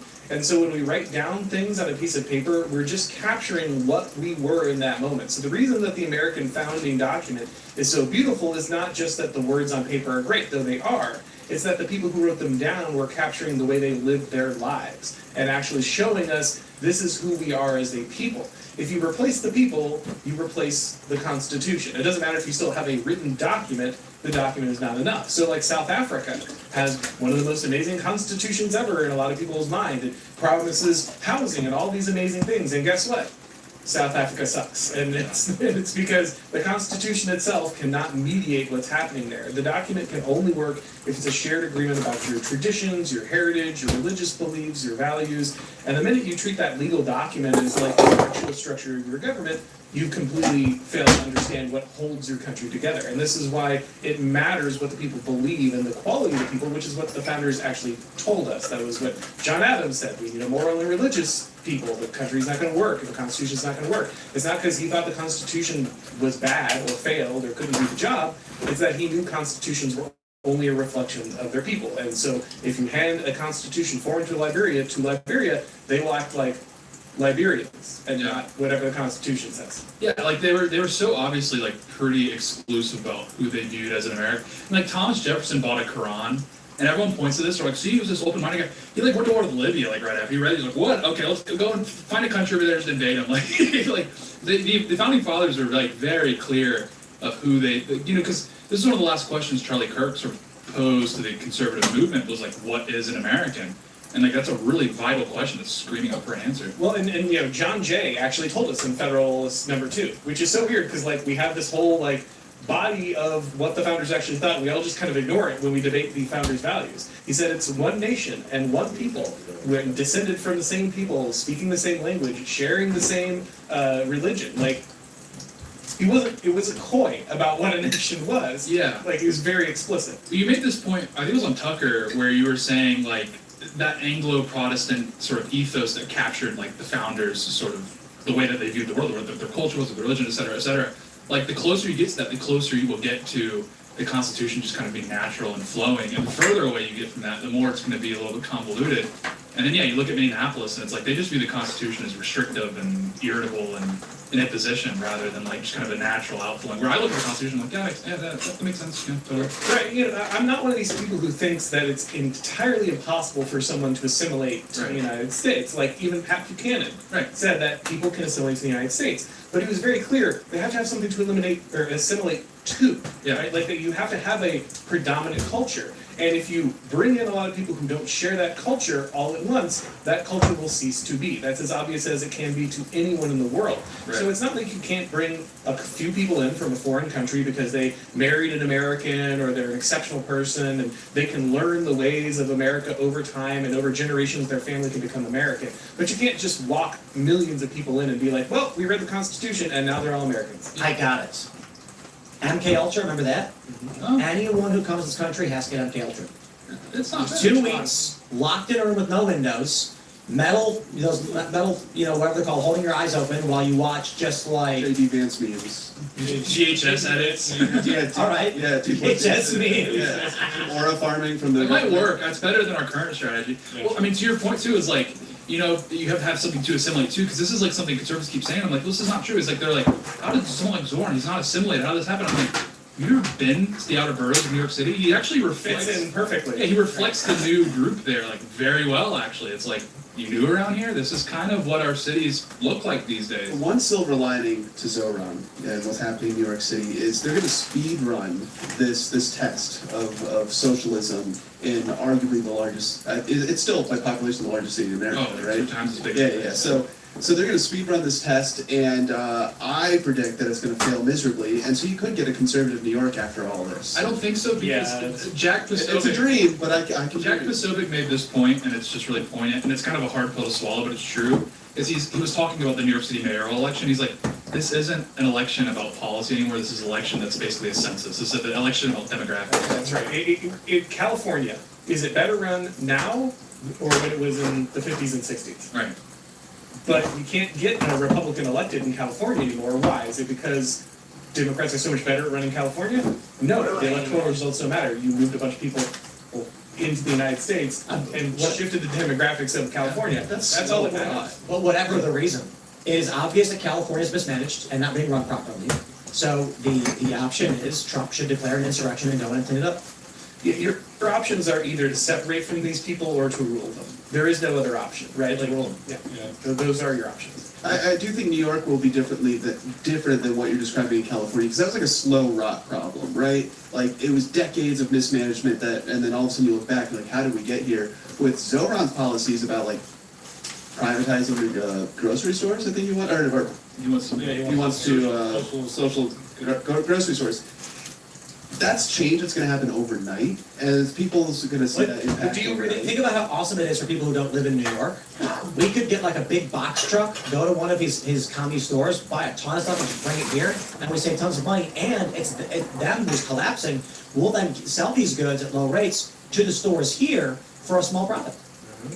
To exploit the communism. You know, that's a joke, but I guarantee there's people already thinking of this, like in neighboring states. I can't wait. Exactly why this is so dumb.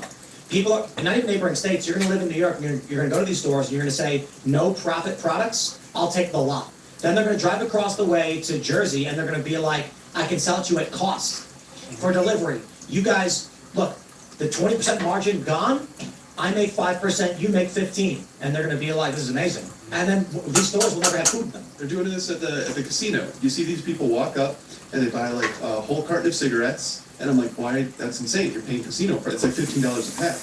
They're taking it because they've got bonus points through the casino, taking it and selling it somewhere else. Well, you know, in Chicago, the way it works is that Illinois passed these taxes on cigarettes, but Indiana didn't. So people would drive to Indiana, buy a ton of cartons of cigarettes. Then every party you were at, people were like, smokes, you want smokes? Yeah. And they called them squares back then. I bartered with cigarettes all through Africa because, like, in the capital you could get them. I thought we were getting a prison story. Go ahead. Well, Africa really is one big prison when you really think about it. Yeah, but like, yeah, I would be like in Nairobi, and then when I was in like the countryside of the bush, there's no access to cigarettes there. So I wasn't even using it. I was just using them to barter. Like, I paid for taxis and stuff with them because it's just like, even though it's worth less than what the taxi would have cost, the taxi you're just hopping in the back of a motorcycle.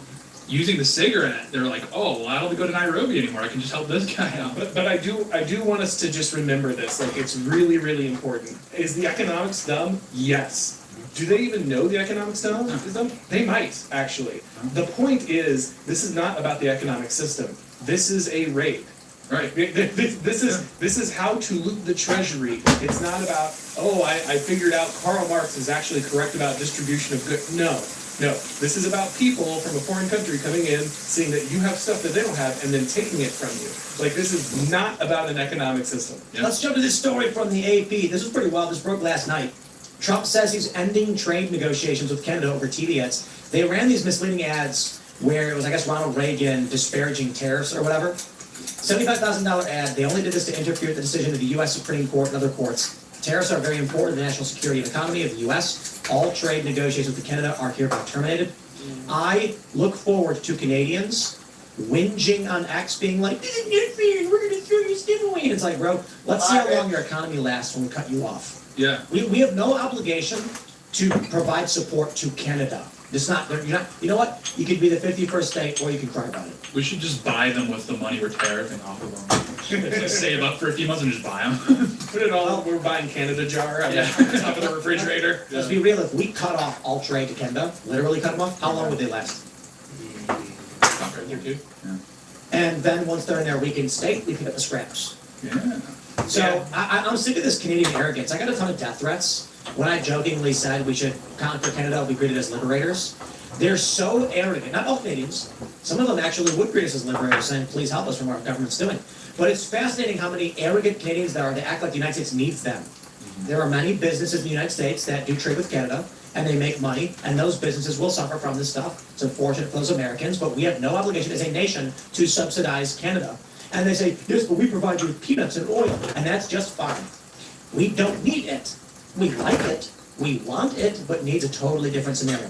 We shut down that border, yeah, we'll hurt a little bit. I think most people largely will go without noticing it, and Canada will be bent over backwards. I mean, the country's own leadership is turning it into a colony of India, so we can't do anything worse to Canada than they're doing to their own citizens. They haven't, and not just that, like, they're like importing ethnic grievances. Yeah. Like in Brampton, Ontario, there's like, I don't even know what groups, but they like go at it in like Walmart parking lots and stuff. It's like, wow, thanks a lot, guys. I think we just take the CN Tower and move it to Vegas. Just like steal it, just move it. shut the border down. We're keeping Justin Bieber. Sorry about it. The only That'd be the thing- ultimate message. The only thing Canada has are those like kind of like C-list sci-fi shows. Those are all made in Canada. Those are pretty good. House Hunters is really. I like House Hunters. Oh, is that Canada? Yeah. Their major import is the CW Sci-Fi shows. Channel. Yep, the CW ones. Yep. They ended the Arrowverse anyway, so. We can maybe annex those studios and then. We should keep Vancouver. But no, in all seriousness, they don't like listen. Half the country's frozen for the country's frozen for half the year. The farming's not that great. We have oil in Alaska, right? So it's like there's not actually maybe maple syrup, maybe some of the maple trees. There's not anything they're offering. But think about this: how many troops would we really need to conquer Canada? Very little. It would be a rounding error for us to put in the budget conquering of Canada. So I say we do. Yeah. They can keep Quebec though. They can keep. Well, that's we need Greenland first. I think we need Greenland as like a station point, kind of almost like a. Wouldn't it be amazing if we couldn't hold Afghanistan, but we could hold Canada? Yeah. Like ultimately, That'd be really big. We actually complete a road. Yeah. They don't have goat herder technology, so we're able to like actually take them over. Well, in all actuality, the geopolitical play in taking Canada, and this is why the Trump administration actually floated it, is because the Arctic is opening up now. We're trying to we're trying to talk about a counterbalance for the powers that be.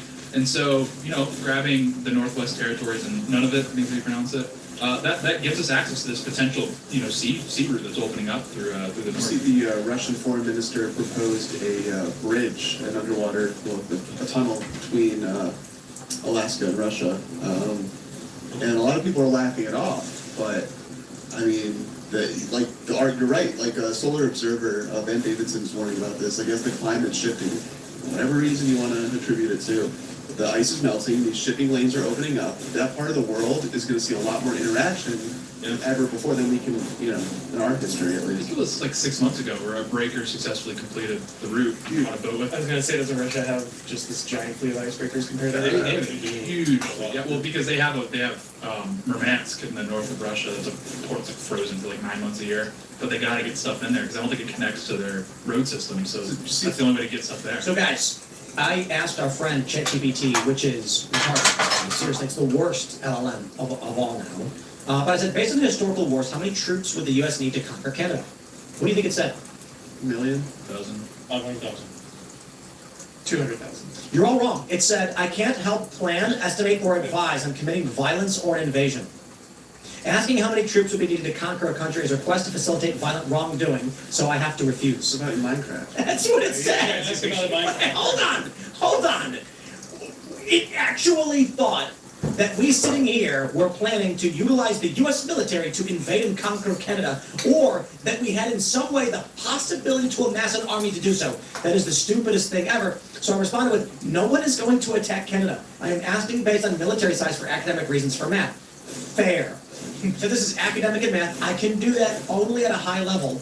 No operational advice, no invasion planning. I was just asking it. What I wanted it to do was take a look at the size of Canada, the size of the U.S., historical record, and based on warfare, like the amount of people, what is the typical amount of troops that are required to conquer a nation like Canada? And it says 1 soldier per 1,000 civilians is the minimal garrison metric. And it's saying force to population ratio, it would be, you would need, 3.8 active soldiers per 1,000 people. And so, it's not giving me, it's still refusing to give me a total number. What's the population of Canada? We can do this. 39 You just million. need Toronto, pretty much. 39 million. Just take Toronto, that's it. So, 3.8, is that what it was? 3.8 soldiers per 1,000 into 40 million. So that's actually not that hard to calculate. That's 40 million is. About 1,000. So you're looking at 3,800 per million. Is that what it's going to be? I'm sold. No, wait. Hold on, Who's doing it? 3.8. 3.8 per 1,000. 40 million. What's 3,800 per million? So 40 million divided by 1,000, right? Times 3.8. Why can't you just answer the question? It would be what, 3,800 times 40? 3,800 times 40. I believe is my math. That's what I did. 152,000. That's why I'm like, what? Yeah. Yeah. If it's 3.8 per 1,000 into 40 million, that would be. 150,000. Man, it really won't give me the answer. I guess 200,000. Yeah, the Price is Right rules are close. Yeah, exactly. Guys, look at my count. I'm busy this weekend. Can we do the Liberation of Canada? It says this between weekend? about 100,000 troops. Halloween, though. Oh, we might be able to scare them with our Halloween. Thanks, just Well, we have the cultural live on the 8th, so we have to do it before then. We'll be busy that weekend. Yeah, you don't want that to interrupt your show. Oh, yeah, so I don't know, maybe 2 weekends we could do it. No one has said a reason. You know, the number's going to be tricky because how many ports do they really have? Once we should, like, just blockade the ports. Vancouver, Halifax, that's it. As long as we disassemble, battle cruisers and reassemble them on the Great Lakes and fight like the War of 1812, that's all I worry It's about. a trick question because Anduril is making drone technology now, so we're going to have a fleet of American drones. We don't need any troops. We don't need any You only need 20. Just like drone out. We need video. Yeah, we need 13-year-olds on Fortnite. Gamers, just your moment. You know, I would argue before, I'm going to get way more death threats now, but since the Charlie Kirk thing, the death threats have been, the threats in general have just been way worse. So the two worst things that ever happened was when I claimed we would invade Canada, it was nuts. We got so many emails from people being like, "I'll kill you, Canada," and I'm like, And then, but we take any of that seriously. The Charlie Kirk thing, everything's very serious, so the Canadians can say whatever they want. And nobody wants your Iceland. You know what I mean? Our threat worked because breaking news from the BBC, Ontario to stop running anti-tariff advert that led Trump. Good work, boys. Great work. We did it. ChatGPT totally fell for it. He thought we were doing this for academics. Well, you mentioned Iceland, Tim. No one wants Iceland. They definitely don't. They have mosquitoes for the first time ever. What? Yeah, I saw No, I said nobody wants your Iceland, maybe. Iceland's awesome. Well, no one wants It's like farts. No, we've got mosquitoes and fart. Are we still going to get Greenland? Is that tabled? Oh, yeah. Like, what happened to that? We're a little busy. I just gotta realize something. Why don't we just take all countries? Yeah. Ooh, wait, no, here's an idea. Hold on. Obviously, we don't have enough troops for every single country. But what if we created a system where we set up a bank and offered money to these countries to put them in debt? And then it's not that we have enough troops to actually conquer everybody, but that we could conquer any individual one by going back on these deals and rallying the other forces against them. We can build this, and it might take a couple decades. Eventually, every country will be within our financial system, and we can cut them off, and we'll own them. Tim, that's not world domination. That's global governance. Okay, that's a responsible global community. Totally unrealistic because we would need to put bases dotted around the world. We could. Oh, nobody would allow you that. That would look too much like some kind of global. In the certain countries that like really push back, what we can do is we just got to install like a friendly person of their culture. And then they'll run the country the way we want it to. What if they only watched our TV shows and our movies, Sesame Street, our music, and then like we can just tell them? You know what I was thinking? In the event that there's some nation that just won't get on board, what we can do is first we can bribe them with money. We'll go to the leader and just say, "Listen, we're gonna live like a king. Just, like, let's get on board." And if they don't do that, we can then try and prop up maybe a rival to that politician and defeat them. And if that doesn't work, then we'll send in the troops and kill them. And they can maybe hide underground or... well, they're terrorists. Of course. Yeah. This is all the abstract. We came, we saw, they died. This is all abstract. Never has any of this ever never happened. The sad thing is if we would just admit that we're an empire, then we could just rule people correctly. This is an important point because this is the point Trump made in 2016 is like all this discourse around like the global war on terror and everything. And Trump's problem was just like, where's the oil? Because he has that emperor thinking. He wasn't concerned about the logistics. He was just like, where's the oil? And that's actually really poignant. It's like if we're gonna be this global empire, can we benefit a little bit? I gotta be honest, I have a bit more respect for Trump, and I'm sure many people would, if he literally went on TV, put on the crown and said, "We are the American empire and we're taking your oil." To be fair, he actually did this. Well, famously in his first term, when he was in the, near the ellipse, the helicopter, and they asked him, and he's like, "Saudi Arabia is gonna buy a bunch of weapons from us, it's great for the economy," and all these anti-war people on the left and the right just went, like their jaws dropped, and they were like, he just admitted it. Just admitted this is what the U.S. government does. And Trump was like, "Oh, yeah, and? I thought everyone knew that." Oh, that's the best part about Trump. I mean, at some point you do hope that like J.D. Vance like offers him the laurel 3 times and he refuses it though.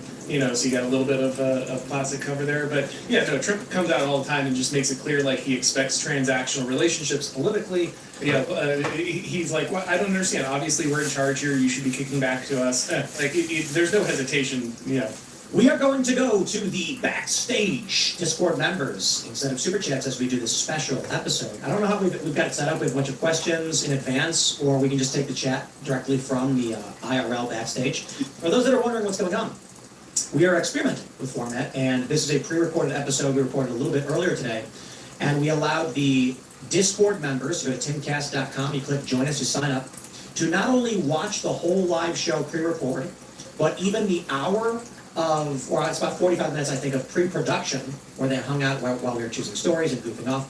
And now we're going to take chats from the Discord community, as opposed to what we normally do with the Super Chat. So I don't know how we have it, you guys, pulled up, or what questions, but we'll certainly just read your questions from the backstage as we would any other Super Chat. I do think people gave us questions in advance, though. Everybody's frantically looking for them. We should have them. Brett does have a compiled list somewhere. I don't know if Serge has that pulled up. We do have a chat, though, on screen. Yeah, I'm reading the chat right now, so you guys can just send in whatever you want, give you fair warning. And we'll start with this from Unemployed Tech Guy, Tim. Why is Nick Fuentes gay? I would assume that if he was gay, I don't know that he is, but many people think he is, it would simply because he was born that way. Is there any other answer to that? I don't know. He watches anime? What Boonies boy did he buy? Do we know? Who did? Nick? Yeah, be gay or don't be gay. That's how you Oh. We could gift him one. We'll say, oh, it's a mystery. We just picked a random out, but it's the. Just see which one he picks. Just to clarify, the Mississippi gentleman asked, wait, this is pre-recorded. No, you're listening to us live, but everybody who's watching in the normal time slot, it will be recorded earlier in the day. We got this question from Dirtboard OG says, did Jason Ellis drop in on that crazy effing ramp after skate night? He did not. And it probably was wise.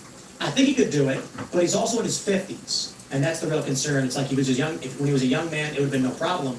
And we were all concerned. The drop-in actually isn't the challenge.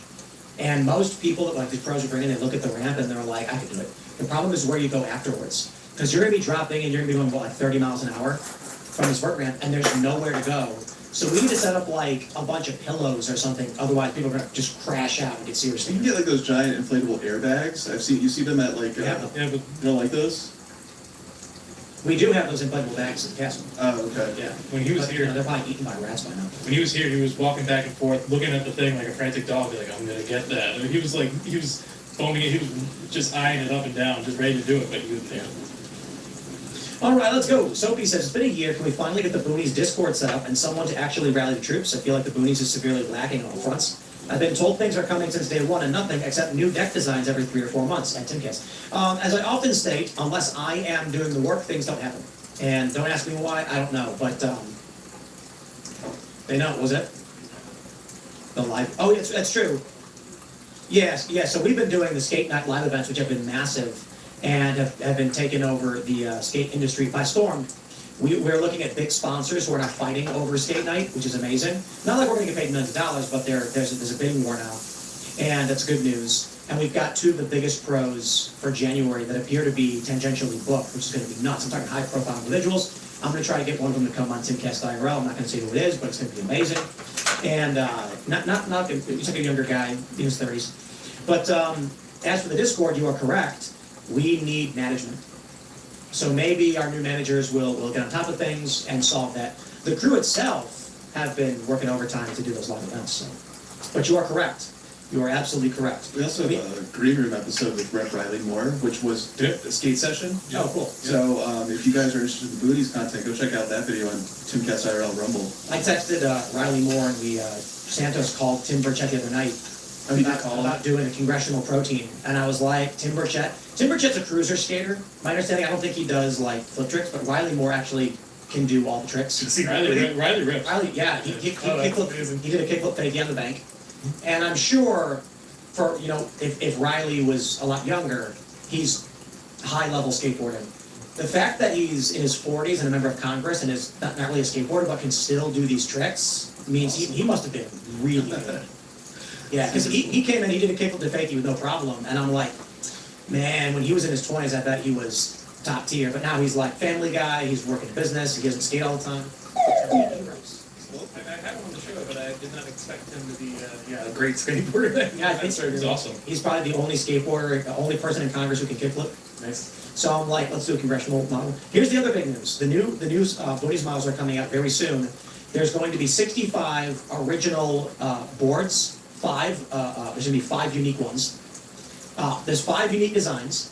Then, for each design, there will be 5 gold metallic versions of the board serialized. And once we sell out of these 70 boards, they will never be made again. So we're aiming for this about once a month to have a new design. And this next one it's like animals and environment, like, I don't know, terrain. Animals and terrain. Like primal kind of thing? Well, I wouldn't call it primal. It's each board is a different animal with a different terrain, and it's just a design for the boonies, and there's a bullet for each person's name, I guess. Yeah, that's cool. Yeah, something like that. And then we're gonna have 5 gold metallic ones, meaning if you order the board of boonies, you will randomly receive one of the metallic gold foil. We think with 70 boards of each, we are going to just sell them all out instantly, because we sell way more than as it is. And then that being the case, we are going to have a rotation of new graphics and designs coming out every month, and they're all going to have limited edition versions. What is this? Yeah, we have okay. questions now. We do have the questions being pulled up. Let me move it. These are You can't do that. That doesn't work. These are from Discord members throughout the week. It's similar to the call-in submissions, but they submitted written questions. I would like to get the ones specifically for ARENT. Are these just in general, or? These are with ARENT in mind. They should be, but they might just be general questions. You know, people ask whatever. All right, let's do this with Plumber Dave. He says, where on the threat to Western civilization meter would you place the ideology of technocrats? I think it's pretty huge, not just to Western civilization, but to all of us right now. Vast managerial bureaucracies are pretty much the building block of most of civilization, and that means that technocratic decisions are removing most of our human agency from the governance that we think we're. A lot of our political divide is actually us arguing over like the results of our technology and not understanding that that is what caused our problems and not necessarily individual ideological assumptions. And so the problem is that the more that we don't recognize that those structures are taking over our decision-making process, the worse things get, and we just end up kind of pointing at each other rather than recognizing the core issue of the problem. So I think technocracy is one of the greatest problems facing us today. Right on. Sleepy Wizzo says, if ICE tries to arrest someone in the courthouse and the judge orders the bailiff to intervene, can an accompanying FBI agent arrest the bailiff for interfering with federal law enforcement? Yes. You can just do things. The question is, who has the willpower to actually do these things? Well, the precedent's been set with the judge in Minnesota. What was the judge where he helped sneak the illegal immigrant? Yeah, he helped away, and So she was charged. There's precedent in holding people accountable that are aiding the evasion of ICE and these federal officers. Well, the greater question with the bailiff would be obviously he's under orders, right? And so it's a little different thing when the judge makes that decision. So you'd hope that ultimately the bailiff and the FBI agent wouldn't come to blows, but that is literally when you get Civil War stuff, right? Like when you have 2 armed agents of the state obeying different factions of the state. That's when I think that's when you can truly say that you are well and deep into any given civil war. We've talked before about how, if you had a civil war, we'd go back to other times, but I think once you start seeing different agents of the state obeying different entities inside the state and fighting each other like with real force, that's an undeniable situation. Would the bailiff have jurisdiction outside the courtroom? Because if you watch, there's a lot of these videos where the ICE agents are waiting outside the courtroom. They're in the hallway of the courthouse, but they're not in the courtroom. So my question is, does the bailiff have any power once he steps out of that courtroom? Or is he just there in that actual room? That would be my question. And I would imagine ICE was waiting in the hallway for a reason, because that's when they're allowed to take these people into custody. But I don't know. I'm not a lawyer. That's just my 2 cents on it. Well, I imagine that's right, but it's going to depend on, again, like the jurisdiction of whatever organization was providing the bailiff. Usually bailiffs are part of the sheriff's department or part of a police department somewhere else. They're not usually just officers of the court. So it would kind of depend. But I am also not a lawyer, so I don't know the exact word. Okay, I see what you're saying. So they could still be law enforcement in a different capacity outside that courtroom. Right. If you're a police officer and you're like you're working for a city, once you move outside that municipality, you are no longer in that jurisdiction. You might still be a law enforcement officer. I've seen law enforcement officers detain people, but even if they're not in that jurisdiction, but they cannot ultimately make the arrest. They don't have the ability to do that because they are not inside the jurisdiction where they have the other. You'll see that with fire departments and even the local police departments out around here because there's a river that separates the different states in the area we're in. And a lot of times if you live right on that border, you cross the river, it's not a magic like, hey, I'm in the safe zone, you can't touch me. No, the departments, the fire departments, the police departments, they work together and they're like, no, we have jurisdiction in their county, they have it in ours, we work together, so. Right on. We have a lot of questions. I don't know if we have time to get through every single one, but we'll read some more. Let's go. St. Saturn says, for Timothy, the Trump administration is apparently going to cut student loans. Why? This was deemed unconstitutional by the Supreme Court. So why is the administration playing with this? I heard that was just for people who join the federal government, who join like ISNT. I thought it was just for the income prepayment plan stuff too. I think they're bringing that back. Yeah, I don't know. I am unaware. I mean, the Republicans should just be seizing the university endowments and then forgiving student loans with that money. That's the way to do it. It's a winning issue. It wins with the students. You're not raiding the pockets of plumbers and other people to pay off, entitled people, and you're making the people who actually stole the money, the universities, pay the cost. It's a win across the board. The fact that the Republicans aren't embracing it is foolish. Here's a fun one. Dr. Pants asks, is Israel's complaint about Hamas valid if Israel previously funded them? I feel like we probably have NGOs that funded cartels. Is it still our problem? I'd say yes. Yeah, so it depends on what their complaint is. If the complaint is Hamas or terrorists, if like some dude came to my house and said, I'm gonna mow your lawn, and I was like, sounds good. And it's like, what do you tell me what you're gonna do? He's like, well, I'm gonna mow the lawn, I'm gonna pick it up and throw it away, and I promise that's what I'll do. And I say, okay, here's $50. And he goes, awesome. Comes back with a bunch of bags of garbage and trash because he went to a McDonald's and bought a bunch of nasty food, starts chucking all over the place, and I'm like, oh, what are you doing, man? You're making a mess. And then someone goes, yeah, well, you paid him, so you have no complaint. I'd be like, dude, I didn't pay him to do this. Yeah, and we were joking earlier about like regime change, how we'll pay these people to get a desired outcome. It usually doesn't happen. It doesn't happen the way we want it to.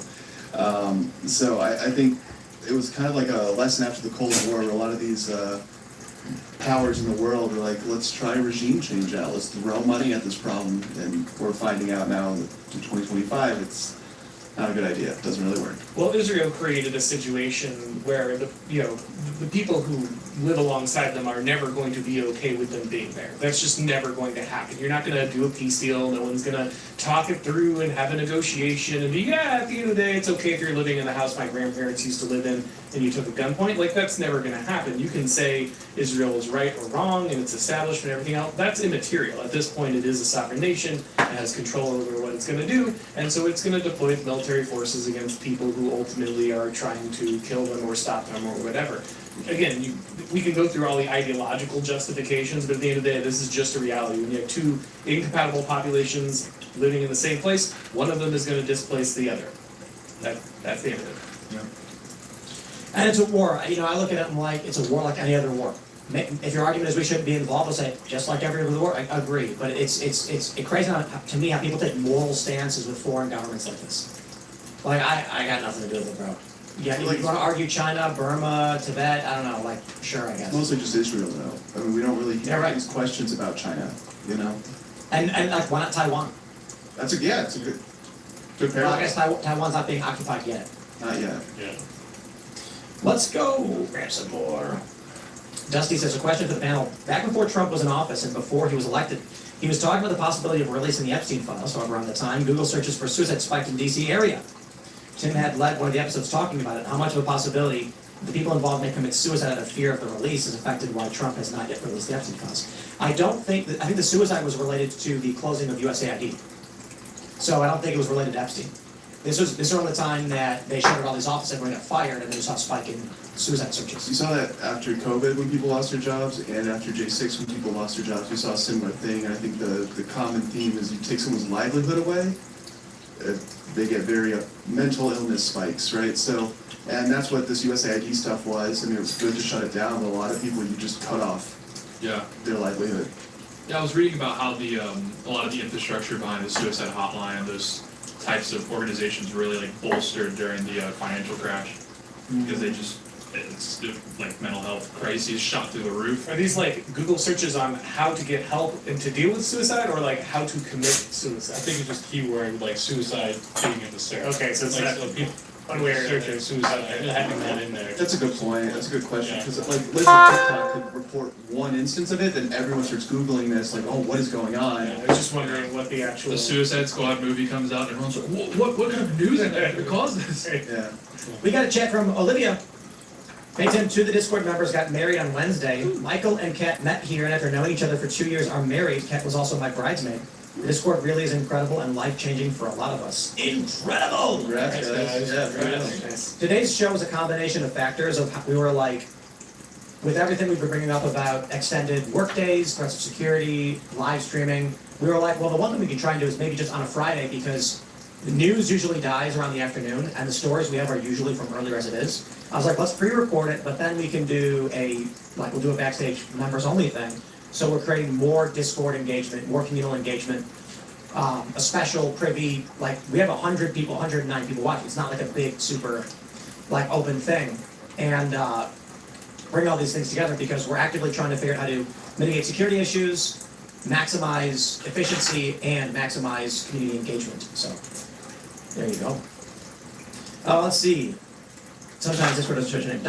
Dr. Bone says, Tim K has been a member since the beginning and a regular person since GRE. So glad I became a supporter of what you're doing for the culture and our nation. Well, I appreciate you guys as the Discord members. It's not possible without you, and I will stress this. If there's no Discord, there's no Tim Guest IRL. It's a fact.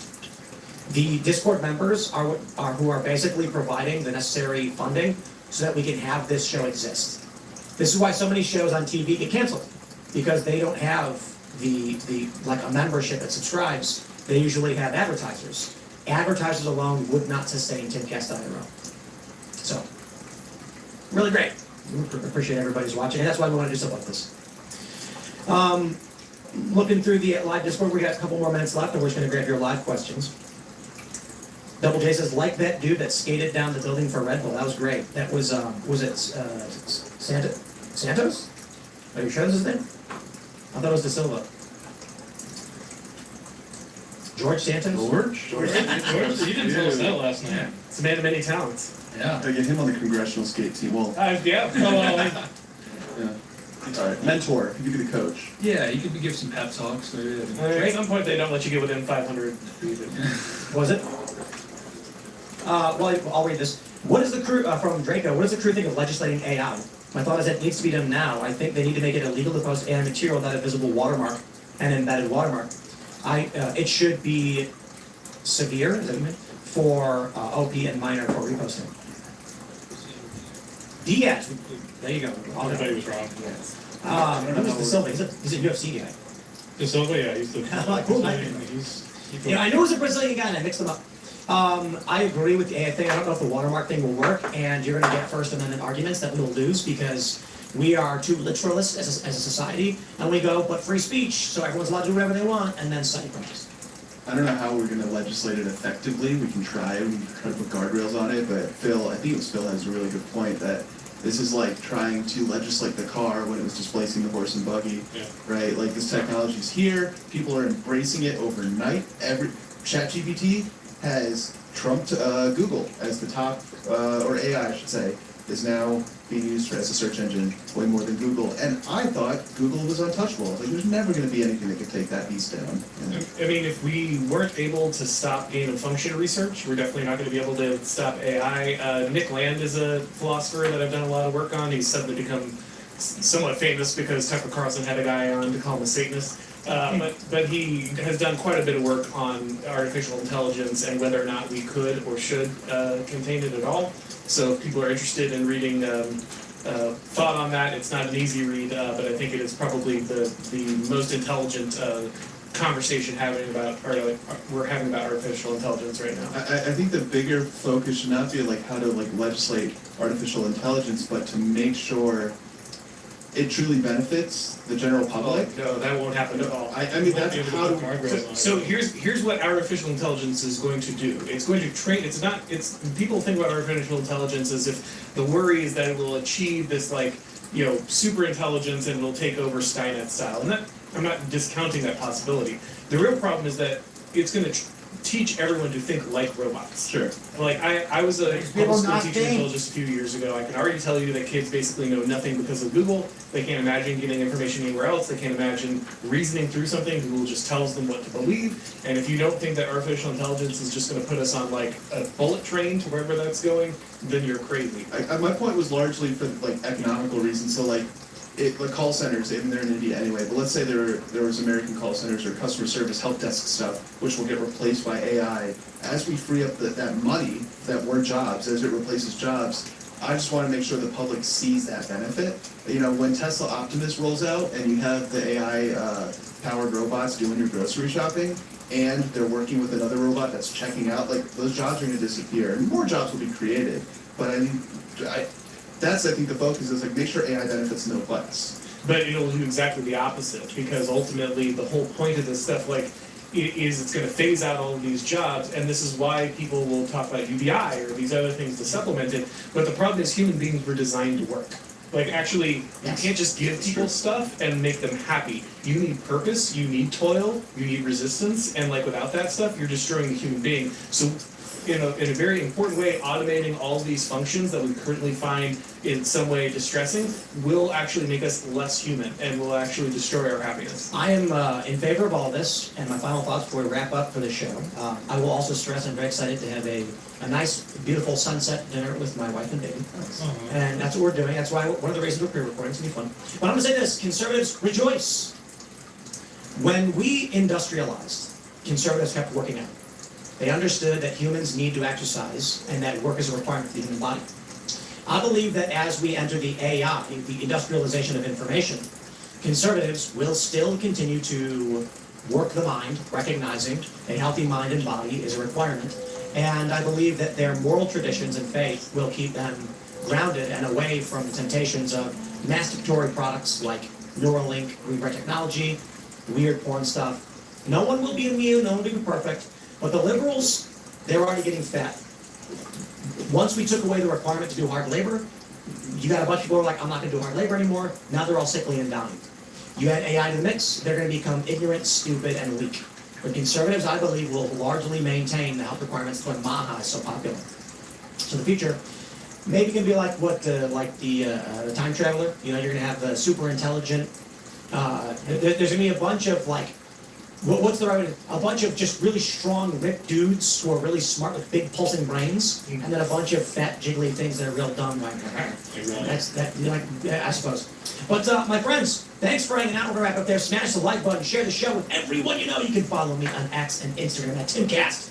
Now we may continue this trend into next Friday. We'll see how this show does. We'll see community response, those in the Discord. I recommend you go to timcast.com, click join us, get in the Discord because unity is our strength. As we've already seen and you already heard, some people get married, making real unity. But when you have a community, when you have shared values, that is extremely hard to destroy, and that's why they want to divide and conquer. Diversity may be their strength, but unity is ours. Join us at timcast.com and get the backstage access. We'll try it again next week. We'll see how things go. I really do appreciate all of you watching. Aaron, do you want to shout anything out? Like I said, just the show on Blaze TV, on all your favorite podcast networks, or McIntyre Show. Right on. You can follow me on X at Frank_TrueBlue, and go check out the Green Room on Rumble. Become a Rumble Premium member. Check it out. You guys can follow me at KellenPDL. I'm mostly active on X. If you have any questions about Timcast-related things, shoot them my way. And you'll occasionally see updates from me on there, and I'll do breaking news from time to time. But yeah, thanks guys. X and Instagram at RealTapeBrown. Hang out. See you guys next week. We will see you all. We've got I got some segments coming up in the weekend. We've got clips, of course, throughout the weekend, and Tate's actually doing some weekend interviews soon. It's true. Yeah, it's coming. Get ready for that. And also, yeah, shoot me a message next. Who do you want to see? Who do you want to see me interview? It's gonna be we'll crowdsource who you guys want to see. So indeed. Here we go. Thanks for hanging out, everybody, and we will we'll see you all next time.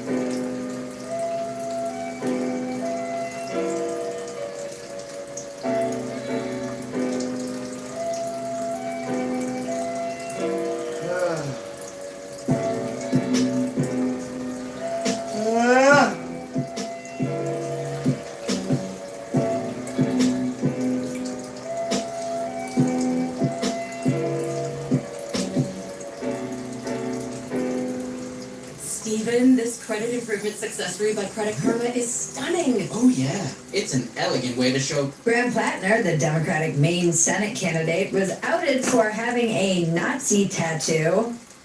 I mean, this really is truly what Dumpster Fire was made for. Here is an image of the tattoo so you can see what we're talking about. But guys, come on. That's just a male tramp stamp. It's a camp stamp. Not a traditional subject for comedy, the Holocaust. I'll give you that. I filmed this Dumpster Fire just for that joke. I was like, should we film? And I'm like, I can't sleep on camp stamp. I'm Bridget Pedersey, and this is your Dumpster Fire. Welcome to Dumpster Fire, where we make burgers out of your sacred cows. We premiere new episodes, which every one is a miracle, every Tuesday and Friday at 9 p.m. Eastern, 8 p.m. Central. Please join us in the chat. And if you want to keep track of everything we do, the best way is to go to Pedersey.com to see all the content we're churning out, or go to my Instagram, which is where we are posting a lot of my performances as well. That's all in the description below. We have a lot of content. Some might say too much. Too many notes. Yes, I am comparing myself to Wolfgang Amadeus Mozart. There are just as many notes, Majesty, as are required, neither more nor less. Not really. I just love that movie. I guess they're remaking it. Did you see this? No. Oh God, it was like all going around on Twitter. I don't know if it's real or not, or if it's just AI, because who knows if anything's real anymore. God, I'm not even real. Am I real? This f***ing guy. So, back to Mein Kampf, the... Plattner keeps... The guy, Plattner, he went from saying he was just kind of inebriated and young and wandering around, and he was in the Marines, and he likes to mention that a lot. Like, we get it, you serve, that's great. I think highly of anyone who will serve their country, but it doesn't give you a free pass on being a Nazi. Now he's doubling down because it's 2025, and that's what politicians have to do in order to survive, as we covered a few weeks ago. Hey everyone, Grim Platter here. I want to talk to you about something. In 2007, when I was a young infantry sergeant in the Marine Corps, myself and some machine gunners I served in Fallujah and Ramadi with were on our third deployment. We were in a naval vessel and we pulled in for a Liberty port in Split, Croatia. We went ashore to do the thing that young Marines do, which tends to be carousing and sometimes getting tattoos. First of all, I didn't know that was how you pronounce carousing. I always thought it was carousing, because it sounds a little bit like cruising. But apparently, Really? yeah. I always thought it was carousing. I didn't know it was carousing. By the way, it doesn't really sound like a word this Mainer Marine guy would use either. He's like, oh, we were just, young lads out carousing. Like, he tries to make it sound like they were getting cotton candy at the fair, or like searching for caramel-covered apples in Croatia after they got off duty. Doesn't carousing just mean he's looking for whores? That's what it means, right? He said he got wasted when he was a Marine and got a Nazi tattoo, but then he didn't know that it was a Nazi tattoo for 18 years. We thought it looked cool, and so we got it. I have had this tattoo for the last 18 years. And is that just something that Marines do? Wait a minute. I'm being told that yes, that is indeed something that Marines do. They get wasted and get Nazi tattoos. Yeah, I mean, yeah. We were just out carousing, just getting drunk and hanging with like 7 Eastern European hookers, and after we went down to the Jewish area and mocked a bunch of Jews, we wanted to celebrate by getting some Nazi tattoos. That's how I imagine this actually went. I'm really, really sorry about your big noses. I'm really sorry about how green you are. He's trying to look up like some 16-year-old who got a Japanese symbol tattoo that was supposed to mean love, or an ancient Hindu symbol of good fortune. See what I did there, guys? He's like, what, guys? I'm just a fan of Schindler's List, alright? They're really on rough feeds. We'll show you guys a picture of Fiends. Rafe? Yeah. Jesus. I know. Rafe Fiennes. The lapel in Schindler's List. Or maybe it was a woman's name that he wanted to cover up. It's so funny to me that he just got it covered up like 3 days ago. He just got it covered up. Apparently, he didn't know. He's been through lots of screenings that you have to go through. I re-enlisted into the United States Army with this tattoo, where I was screened for hate and gang-related tattoos. I worked for the State Department as a contractor, where I got a full physical, which included screening my tattoos. Look, we all get it if you had to go to prison and join the Nazis to survive or not get raped. Like, we understand. But even convicts change their tattoos pretty quickly once they're out. He just got it covered up. And how much do you want to bet it's another Nazi symbol? He's like, no, it's this ancient tribal thing, and it's dogs because I love dogs. I particularly love German Shepherds. It would be funny if he's like, I just got it covered up, and then he reveals it, it's just a giant swastika. Or it's like the Totenkopf tattoo burning its way out from under his replacement tattoo. Or he got a temporary tattoo, like a paint over it, so that he can keep the other one once he gets elected. The bigger point here is the hypocrisy, because Democrats have been literally Hitlering for a decade now. Like they see Hitler everywhere. Sarah Silverman saw him in the sidewalk, like a swastika. They see symbols of Nazism everywhere. All the people defending him are ridiculous, and there are many people who are like, what? What's the big deal, huh? You've been calling Trump literally Hitler, and then you're gonna defend this? That's what the big deal is. There was the whole Elon thing. Remember that? We covered that. That was a 3-week news cycle. Yeah. There was a man that got fired for somebody hallucinating the OK symbol when he was driving his truck. This is a decade of seeing Nazis everywhere. And then you have a guy with a literal Nazi tattoo, and you guys are like, what? Nothing to see here. What's the big deal, huh? What? But it's not going to cost him this election either, because as Jarvis said on X, some people are still living in a things that matter mindset when voters keep saying, LOL, nothing matters. Nobody exists on purpose. Nobody belongs anywhere. Every Everybody's gonna die.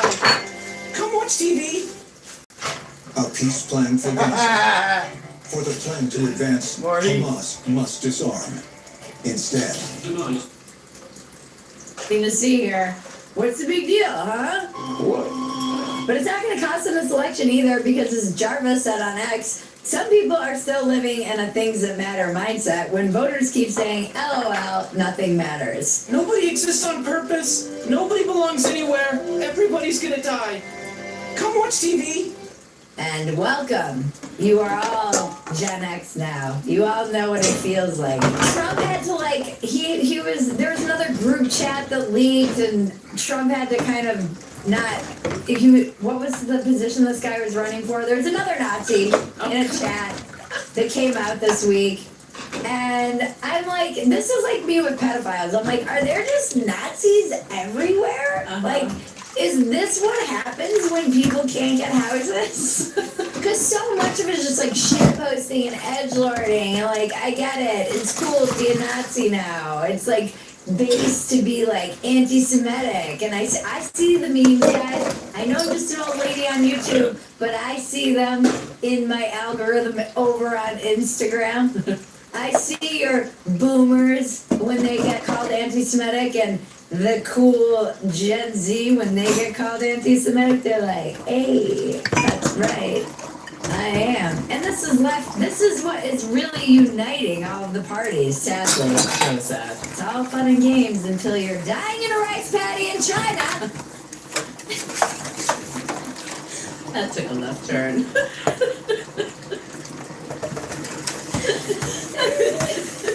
I thought you were going to say it's all fun and games till you're dying in like an internment camp or something, but you took it to China. They're fighting World War III. I do love that the left is going to be like, you know what? We're taking back the Nazi symbol. This campaign is going to start printing the dog stickers for people to wear at the rallies, but that is just going to be a sign for Nazis in like 20 years. They're going to turn it into a bumper sticker. Every time you look away from a politician, then look back, they have Nazi tattoo.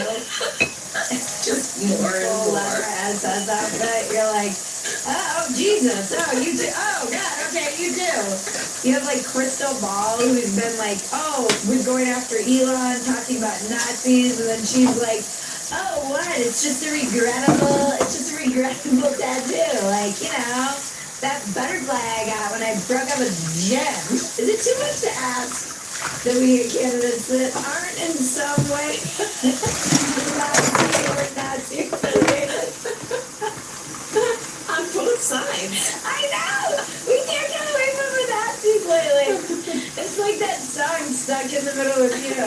I got Nazis to the left of me, Nazis to the right. Here I am, stuck in the middle with Jews.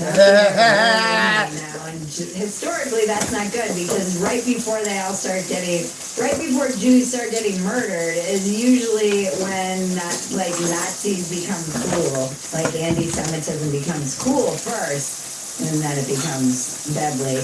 And then there's World War. So yeah, pretty based of you until your last view is of a Russian soldier. He's also blaming the establishment because that's a f***ing thing you do. You can be like, oh, what? I thought this was America. I thought we could have Nazi tattoos. I thought this was America. Huh? Isn't this America?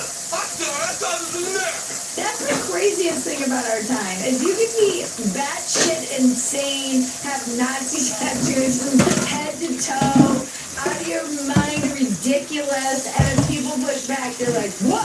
Huh? The system is against me. It's the establishment. They're trying to suppress me.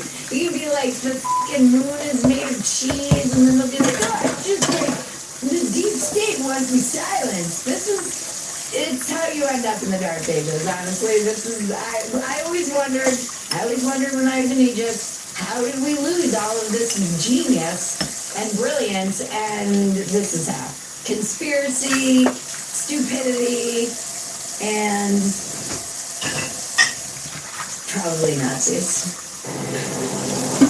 People were surprised too that somebody from Maine. I wasn't surprised that he had this tattoo. Maine is, for those of you who don't know about New England, Maine is like the Idaho of New England. It's very liberal, but it's got pockets of deep red and probably some well-armed militias. Yeah. Mainer sounds like a slur, by the way. They keep calling him a Maine. He's like, we're gonna get out there and fight for Mainers. I'm like, ugh, it sounds like, I feel like it's a graphic slur. This is like calling robots clankers. I'm like, oh, should we be saying that?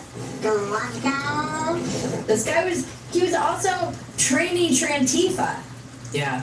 Which is also crazy. Like, Fuck him. there's really no political ideology in America anymore. It's all becoming a blob, but the only unifying theme is Nazis and anti-Semitism. So, sweet. There was much rejoicing. Before our next segment, don't forget to like, subscribe, touch my bells and buttons. I can't imagine why anyone wouldn't want to advertise with us. Tell your friends about us. We hit 100,000. We are shooting the Mexican weather report this week, and then we'll get it out to you guys. Thank you for your patience. We're shooting it tomorrow, actually. It's going to be super fun because clearly I'm in heightened bonker mode. You have to stick around through the end to see the weather report, guys. Sorry, them's the rules. I do love this sponsor. Qualius Analytics helps promote healthy aging and help enhance your physical climb. Senolytics has active ingredients that were discovered less than 10 years ago that help eliminate senescent cells in the body. Senescent cells, also known as zombie cells, cause symptoms of aging such as aches, discomfort, slow workout recovery, sluggish mental and physical energy associated with that middle-aged feeling. They're old and worn out and not serving a useful function for our health anymore, but they are taking up space and nutrients from our healthy cells. Think of Senolytics as pruning the yellowing and dead leaves off a plant. They remove those worn-out senescent cells to allow for the rest of them to thrive in the body. I'm so excited to partner with Qualia. I have loved how I felt after taking the Senolytics. I'm on round 3, and I do feel, Sarah, for an extra. The viral Paleo Valley meat sticks are on sale right now for up to 20% off. These are the most delicious meat sticks on the market. El sábado 26, parcialmente soleado, y también el domingo en la Perla Tapatía, con condiciones de cielo parcialmente soleado, vamos a alcanzar 26 grados. Acapulco e Ixtapa 32, Huatulco 34, soleado, Oaxaca 25, Apatzingán 36, con un cielo parcialmente soleado, Toluca 19, medio nublado 18, el sábado. Thank you, Marilu. Get wrecked, Big Tech. Some of you might have noticed, but there was a massive Amazon outage this week. I didn't notice because I'm better than you. No, I didn't notice because I didn't notice the government shutdown. Apparently it's still shut down as well. And I didn't notice the AWS outage, so I kind of feel like I'm winning, not to brag. Most Bitcoin and many crypto services were down too, which is hilarious because so much for one of its major selling points is decentralized. You can. This was always my thing with Bitcoin. I'm like, okay, so what happens if like the servers go down or because the cloud is just like everyone's computers. And what happens if that chain of command gets messed up and shit goes down? Nobody could access anything. So. I don't know, crypto bros. I'm not really buying your snake oil pyramid schemes anymore. They took down lots of random appliances and services like garage doors as well, judging by the outcry on social media. The one social media that was still working, X. I'm still relying on X, guys. This is my true love. The cloud was supposed to be decentralized as well, but apparently a third of the internet puts their shit on the US-East-1 portion of the cloud network. I'm not smart. I don't know how this shit works. And there's some genius, the Amazon, head guy, James Hamilton, is this, he looks a little bit like a lesbian English teacher. He is this genius engineer, and he fixed the AWS outage after 3 minutes after docking. They couldn't get in touch with him or something. How is Amazon and all of this stuff, why does it rely on one part of the whole network and one guy who's on a boat somewhere? What if one of those orcas goes crazy and kills him? And now I'm never getting my cake tester delivered to my door again. all of the deliveries were put back like a day or two. The funniest thing about this is the fact that it took out people's beds. I was like, what am I reading right now? When I was just scrolling on X late at night, and I was in the dumpster fire chat, and sometimes I just kind of live text whatever I'm scrolling and put it in the chat. And I was like, what is this right now? They're intelligence fitness sleeping pods. And because they're for some reason connected to the internet, and you need to like have a subscription so that you can keep your bed at a perfect temperature, and it measures all of these things like how you're sleeping and what your sleep score is and whether you're dreaming about your ex-boyfriend from high school, and then it alerts your husband on your phone. Just kidding, but that we probably are getting there. Someone's pillow got hot. Some of the beds got stuck at 45-degree angles, which, by the way, people were like, how come my bed is still stuck? I'm like, this is fucking terrifying. Imagine your bed folds up on you and crushes you and then starts heating up and melting you because a junior programmer at Amazon submitted code that ChatGPT gave him. Okay, so the scariest environment imaginable. That's all you gotta say, scariest environment imaginable. This is the world we're living in. Or because James Hamilton was getting some sun on his deck out in the frickin' Med. It's crazy how much information these beds upload. 16 gigabytes a month, I read somewhere. Someone online said at 16 gigabytes a month, it better be uploading my dreams directly to my therapist. Oh, the memes were so good about this. They were so good. There was like the Yeonmi Park on Rogan meme that's no matter what it is, it's my favorite. But it's like, in America, if someone else's computer breaks, you can't use your bed.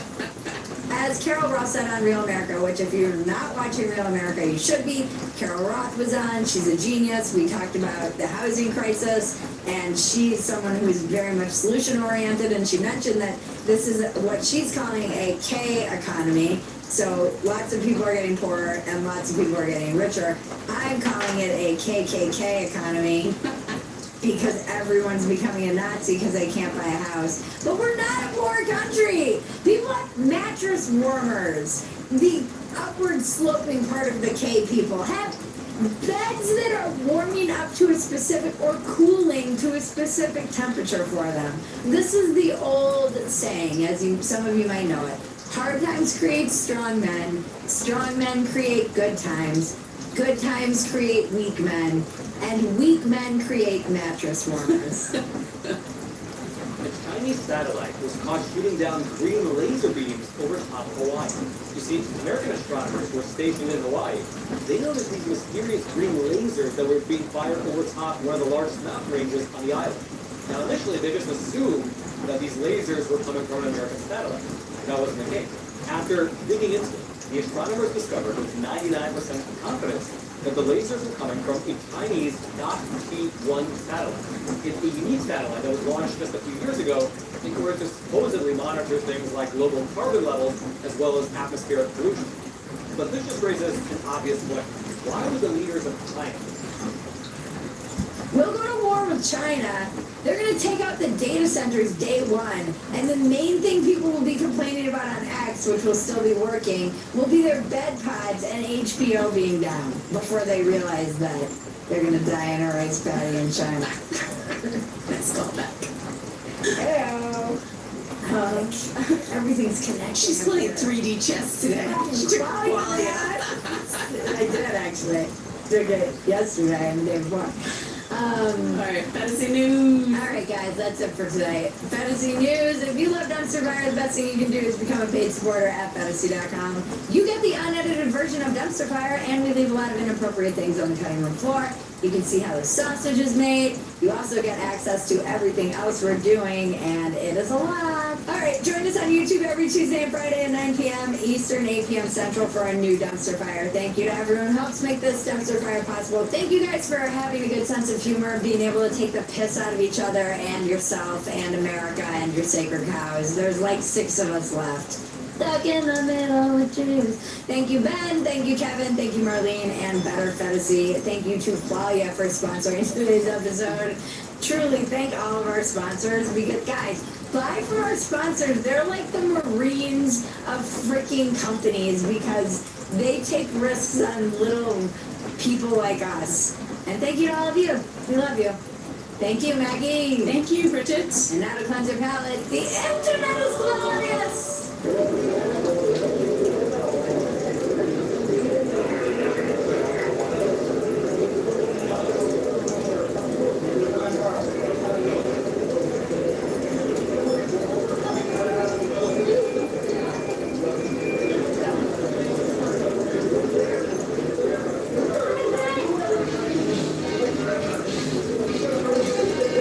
Remember, life is absurd, clearly.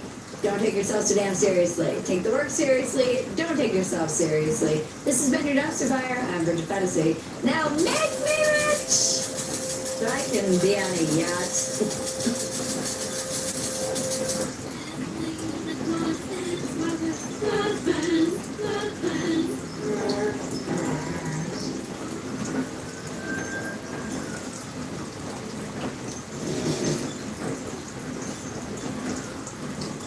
Strong is how you stop typing the same thing over and over.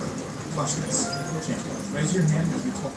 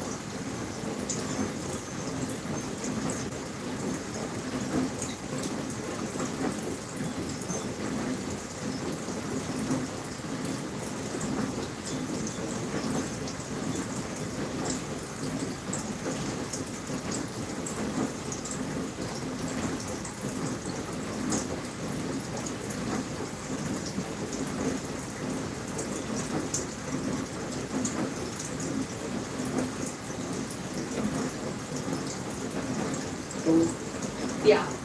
I've been following him since I was like that's Instagram. Wait till you see it, listen to you.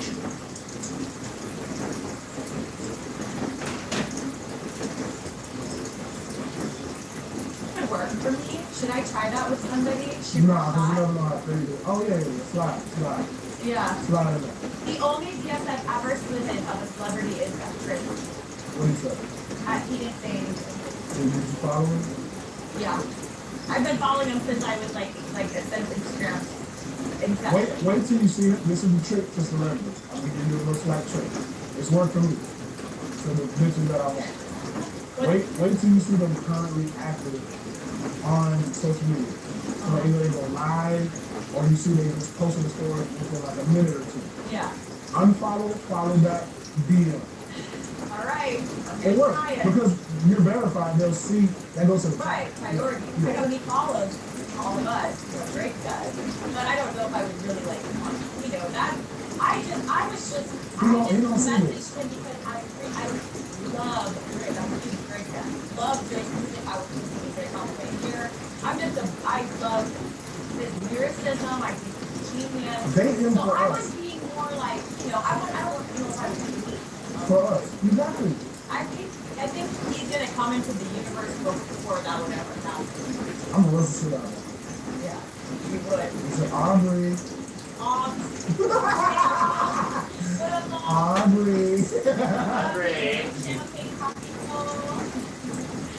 He's got the London thing. It's the Canadian shit. Yeah, but he does London, he does Jamaican, he does like accent, like his thing. Yeah. I don't know the same baby mama.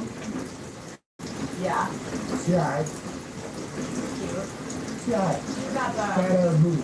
And the huge, right? Big ass titty. His jeans.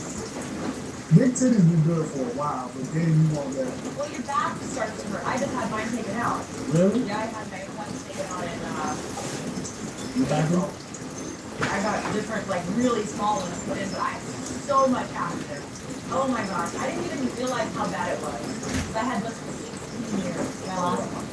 So I just, you know, you just like live with it. But now I'm like stuff. I'm like doing jumping jacks, and I love it. It's crazy how much better I feel. So I couldn't have those jeans, them bras that those girls throw over. One top is this big. It's like a beach volleyball. Would you ever do an OnlyFans video for like 5 million? No. Or like Jason Bell?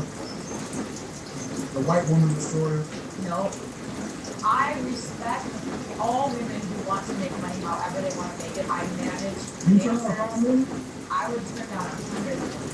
Oh no. I wouldn't do it. I'll make you never do it. do it. I'll make you. I'll trick you into it. You set up some cameras all over. That's how it's gonna have to go down. Someone's gonna have to get me down. I'm a trick you. I'm gonna do that. I'm a trick you into it. Hey, hi, I got this nice man. No, I thought about it so long, and I have my website, which is fantastic. You make it on there? Not at all. Oh, well, I'm not subscribed. Yeah, don't No, I'm just- subscribe. Don't subscribe. Don't worry about it. It's like doxing. No, you like my sister. I don't. You like my sister. Yeah. You're bad. It's like, you're like, you haven't seen that shit? I don't want to. It's like seeing your sister. I'm being around them to. They know all my dirty laundry, all my secrets. Yeah, I feel the same way. Like, I don't think I would date or subscribe or, you know, like, try to get out. Anybody, it's just, there's a line of respect that you would cross as soon as you date one. As soon as you're fucking with one, to me, it just can't. I subscribe to my homegirls OnlyFans for like $5 a month. Just out of support. Yeah. But I never look at it. Yeah. I'll be like, oh yeah, $5. Right. I do a couple people who come on the show, like, Sketch, I'm subscribed to his Twitch, whatever. I don't even know how much it is, $9 a month, whatever. I just pay it. I don't care. But I just want to support him. Want to know more about you? Like, a lot more? Join the millions of others who've made discoveries with Ancestry DNA. Learn more than ever at Ancestry. Cruise off in a new 2025 Sportage Hybrid from George P. Kia Spokane. The Kia Sportage Hybrid offers impressive efficiency, unmistakable style, and smooth ride, plus all the comfort and space you crave. Lease yours today at Q19 America. It's the Kia Fall Sales Event. Look at you are inventory.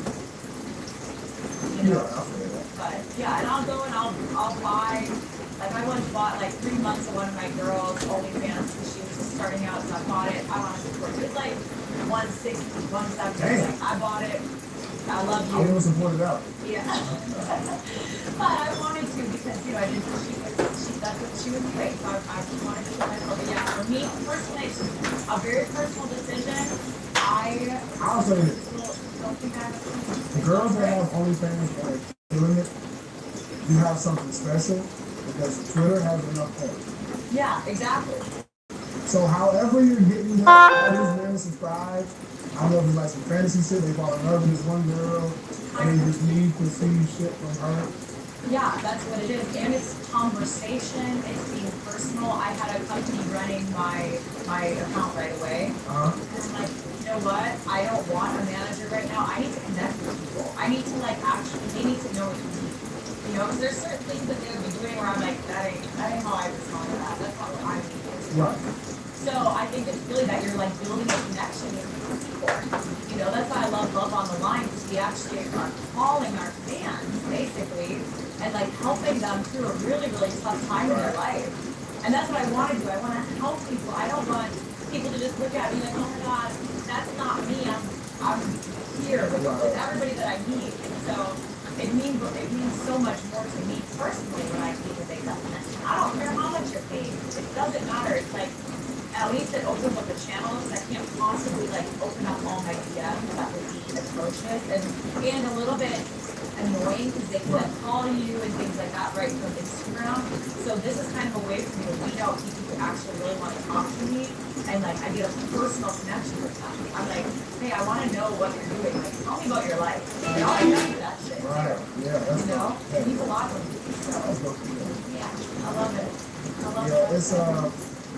It's so crazy social media has been a part of my life. I just gotta be social media team, and they do all that with the responding to the comments, and they be like, once they respond to the negative ones, I'm like, those ones I want to respond to more. Because we gotta convert them, they're lost, they need to come home. They need to come back on our side. They need to come home. How do you feel about negative social media? Questions here. Negative social media, like content, comments, and all of that. How do you deal with the negativity?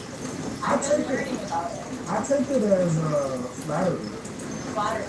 Yeah, because like, if you go to make a post or a video about me, right, whether it's good or bad, that's a form of flattery. You know what I'm saying? It's like, you took your energy, edited this, made this, shot this, AI'd it, whatever you did, and you made it about me. Like, I really fuck with it. Okay, I like that perspective. I like that. I'm like reading information of how I do things. Oh, no, I that's never your got it. No, that's your body. It started to bother me a little bit, just about people just being so wrong. And I'm like, how? And again, I'm like, I want to help you. How can you be so wrong? Like, we're looking at the same thing. How could you think that and I know this about myself? You know? And so it was really bothering me, but I have, like, I understand now that there's a blessing in having our perspective of life. Like, me looking at something and seeing only beauty is peace. And somebody looking at something and seeing, they pick apart every little thing and they don't see what I see in myself. There's something, like, really jarring about that to me. Like, I look at anybody in this world and I don't see a lot of things that might be wrong with them. I literally wouldn't even notice it because I'm like looking at you like a human, a fellow human of this earth. And so it was really, really like hurtful to me. But I also now I kind of recognize that I'm not responsible for changing your idea about me. You can keep it. If it serves you, please keep it. And also it's like, go get your money. And that's how you get paid to make negative videos. Don't get paid on that. Yeah, that's true. Get your coins, bro. Yeah, there's a whole YouTube community about trashing on Rogan and his food. Yeah. And you know, like me and some other guys kept strays or whatever. And it's like, get your bread. Yeah. Okay. I love that. I love that outlook. My granny's. I feel so everything so very deeply, you know. So. My granny's always coming to. He's coming 2 times. Well, my mom's coming up. My granny would always say, if you're not talked about, you're not talked about. That's very true. And my mom would always say, when I would come to her as a kid and tell her, they talk about me. She'd always be like, they talk about Jesus. That's so true. You think you better than him? Right. Right. Exactly. No, that's so It don't. You can be out there feeding 1,000 homeless people a week. Right. And somebody be like, well, why didn't you feed 1,500? Right. No matter what you do, good enough. No matter how good, I'm sure there are people who are trash and Mother Teresa. Like, as you even see in the presidential election, there's people who believe Trump is the savior, and there's people who believe he's the devil. Yeah. And then there was people who believe that Kamala was the savior, and then people that believe she's the devil. Same thing with Joe Biden. So you can't appease everybody, and once you stop trying to, you find out who really fucks with you. Yeah, 100%. And I find myself, now that I realize that I can't please everybody, and almost that they're going to have their perspective, no matter what I say. I've seen things that, like, Heidi's crazy, it's me saying the same thing that a professional goes on Joe Rogan and talks about. They call me crazy, but it's like, well, okay. So you can't make them happy. A man? Man, I don't know. I don't know because it's all just, synonymous. Well, think about it. If it's a man calling you crazy, he will never obtain someone that looks like you. Right. If it's a woman that's calling you crazy, she'll never look like you. True.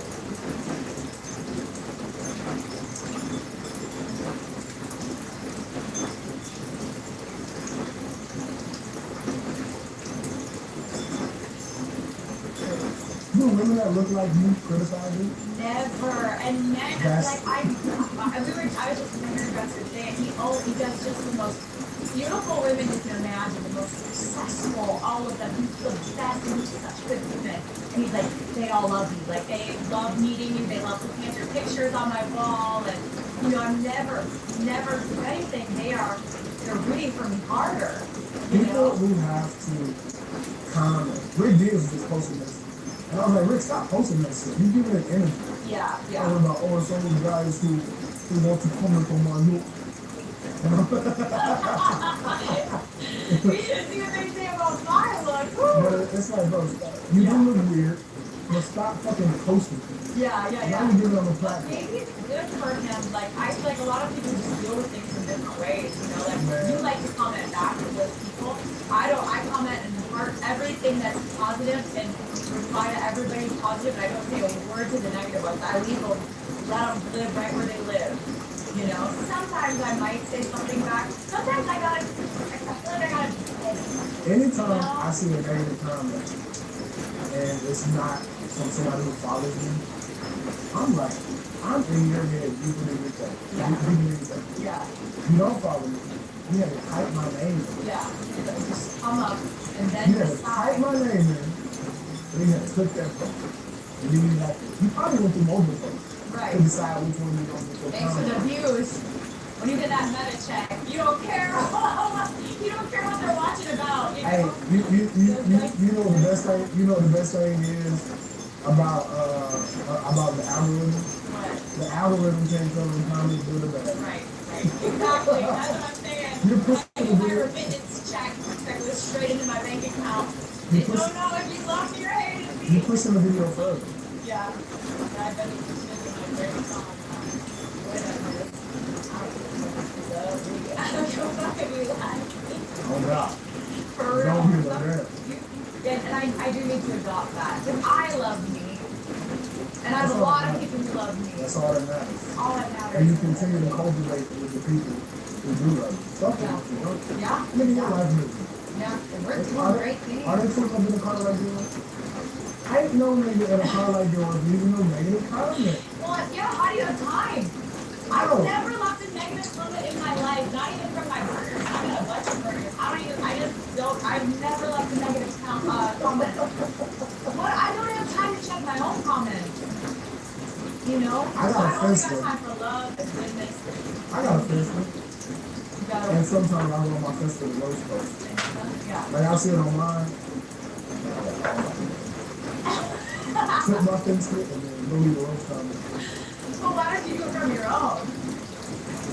Can you have people, I'll go and like comment stuff like on something totally different, like a kitten in a tuxedo. I'm like, oh my god, I love him so much. And people that I mean, Mark here.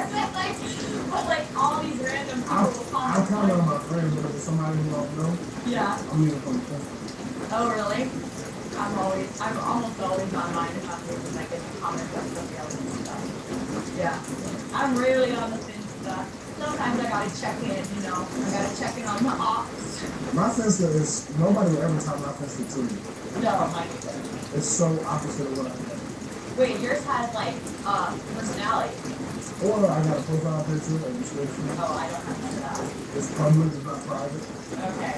Couple of pictures. Wow, you're out here. You're really out here. Well, someone told me how to do it properly. Oh, really? Yeah. Somebody taught you already? Was it? One of those Yeah. little fucking nerds. Okay. Well, they know their stuff, so they're. And they also told me to do it from the Finsta so that my shit don't get flagged. My shit don't get flagged a lot. Yeah. So I'm always saying something crazy. Yeah, I've learned that I can't monetize. So like if I would post even somebody else's like booty or titties, I get flagged and I get demonetized. And I'm not willing to be demonetized. You monetize on Instagram? Oh yeah. Yeah, I think I do too much. Yeah, my video too out there. Yeah, if you're out there, if you're saying things, I gave up on that. Yeah. I just give me the views. I know you're not going. But the views are worth money. Yeah. A lot of money. Yeah. And your attention is worth a lot of money. I feel like people don't understand that. Right. If you understood that, you wouldn't leave negative comments. Right. Because that negative, it's bringing me money. You know, no matter what it says. Well, for as long as we're doing what we're doing with our Yeah. Yeah. But it's so new to me. It's so new. people told me I should actually, I might actually do that. We're doing it in a home studio. I know it's taking forever.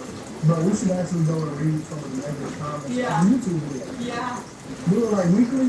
Yeah. That would be so. That's actually that could be its whole own series for me. I love it. Heidi's old. I'll be like, Heidi's hey. busted. I'll be like, hey, y'all help me help you. Yeah.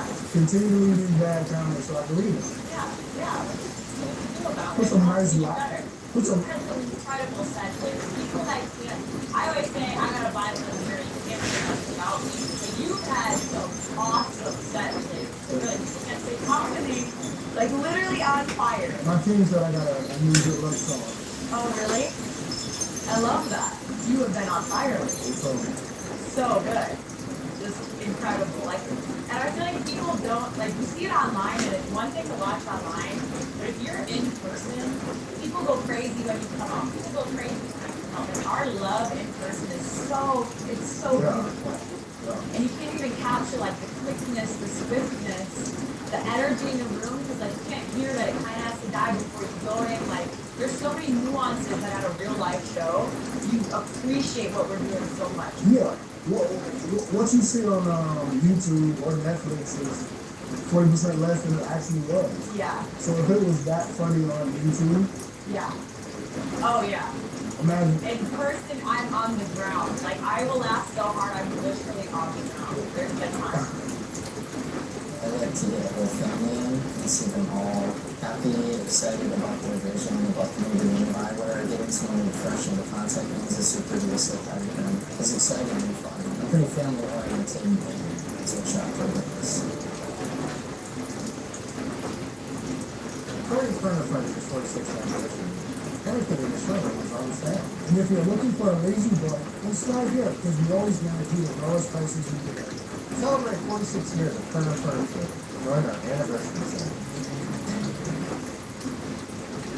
I don't think people bomb as bad as it seems on YouTube. But YouTube can be stale when you're bombing. Yeah. Yeah. Like a bomb can be. Oh, it's a major A YouTube bomb. I like when the audience is boo. Tony hates that shit. I love it. When they what? Boo? When they like interact. No, boo. Yeah. They boo. You know they boo me in London? No.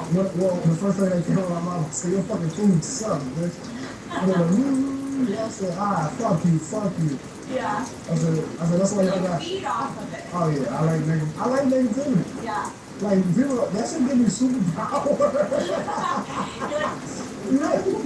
These infinity stones of all the negative comments, you know, in your If people don't be negative to me, I won't have anything to feed on. Well, yeah, you're a roaster. You're a professional, top-tier roaster. Like, the best roast you've ever heard. You gotta, maybe that's why you don't roast me enough, because I'm not mean enough to you. I gotta be a little bit more mean to you.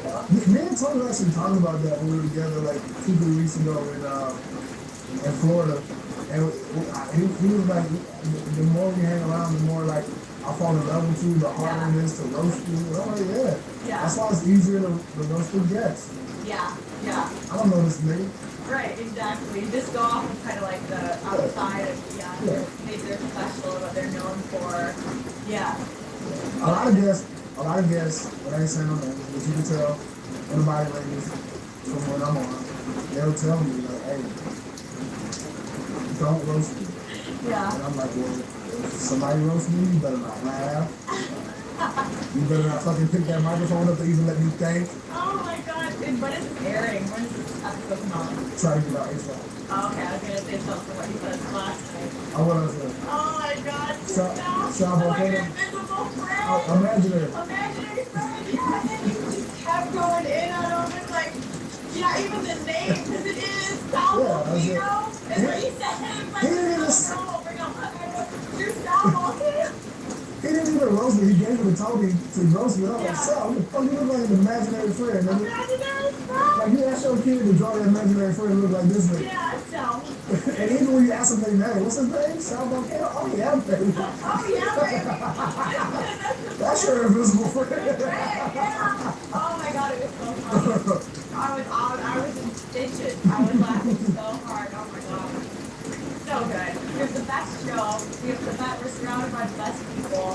It's amazing. incredible. And thank you for coming back. Yeah, oh my gosh, thank you for having We gotta me. get you like every 6 months. I know it's busy and all that. Yeah. We gotta get you on like twice a year. Because I love people it. love you. And you're one of the easiest people for me to talk to. You are, I have great conversations with a lot of people, but our conversations, we always cover so much in such a little bit of time. You know what I'm saying, bro? I could talk to a wall. I talk so much. I do. I talk. People always make fun of me. Yeah, They're a lot like, of you can go anywhere. I talk to everybody. A lot of people talk, but they don't talk about shit. Yeah, I get right to it. I'll like be admit to having somebody have like an existential crisis right next to me. Let's go. I like to go there. Thank you for going there with me. Y'all know where to find us. Shout out your website so they can go. TigerSkin.com and information to my passes where you can subscribe and Love on the Line show on Instagram for my new podcast, Love on the Line with Valerie Vaughn. And we're recording some new episodes this week. So there'll be a couple new ones out there. Go follow my baby mama, nigga. TINAAA.8. There we go. Shout out to Heidi. Thank you, boo. Thank you so much, David. Peace.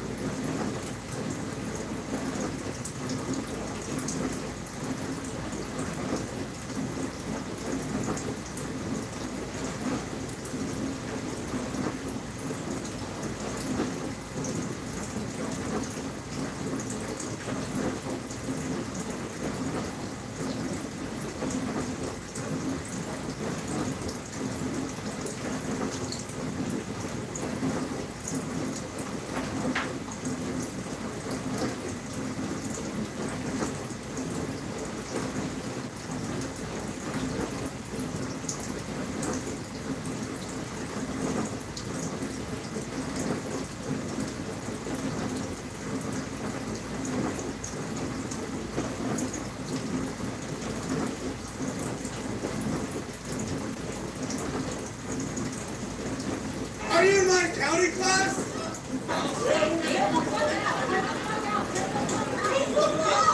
Don't touch it. Don't touch it.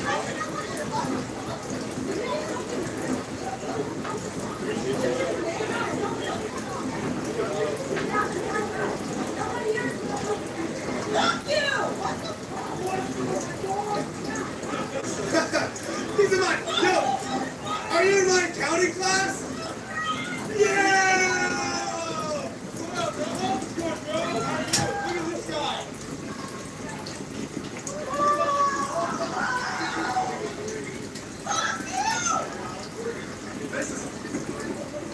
California had issued as much as we, Mr. President, the Monroe doc. You want to make a response?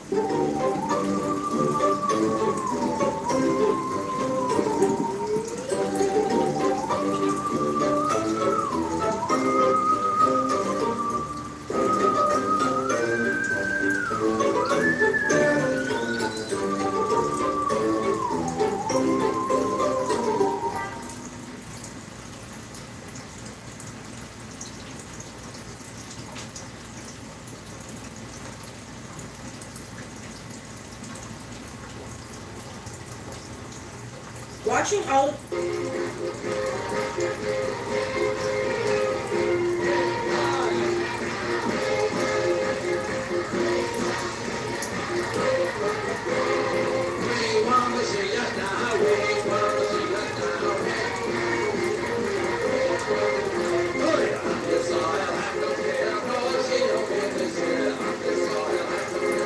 Good morning, friends. Today we're starting our ancient affirmations with an authentic Aryan sound bowl from the Caucasian mountains. Bug it, bug it.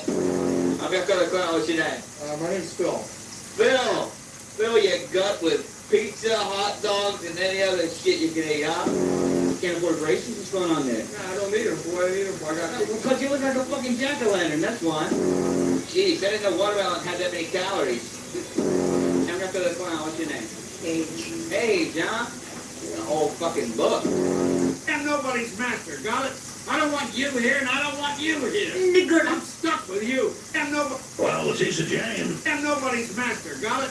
I don't want you here, and I don't want you here. Nigger. I'm stuck with you. I'm nobody. Well, it's a jam. Our murder rate. How important is things are getting action?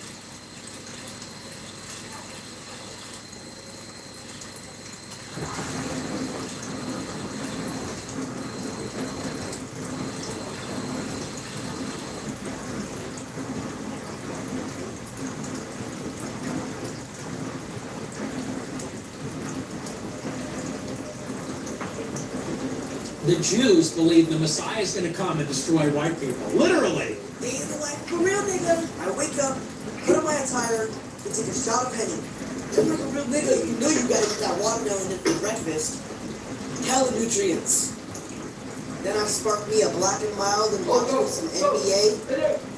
Love to see it. You gotta get food, so you know we getting chicken.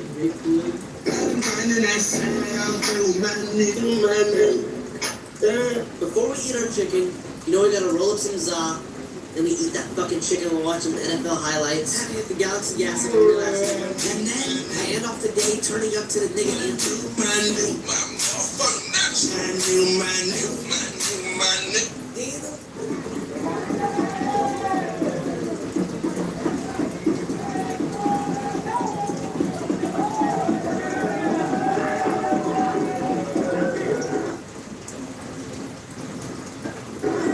I'm telling you, There's a company only have.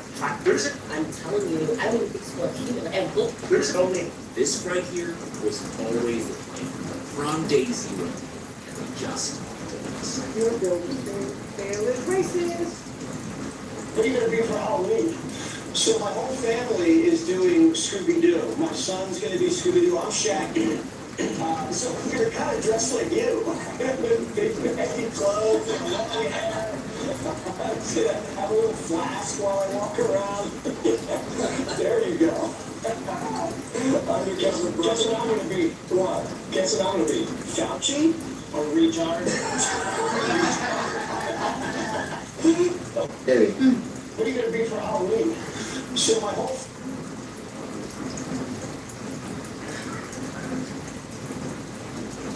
Family is doing Scooby-Doo. My son's gonna do Scooby-Doo. I'm Shaggy. So I'm gonna kind of dress like you.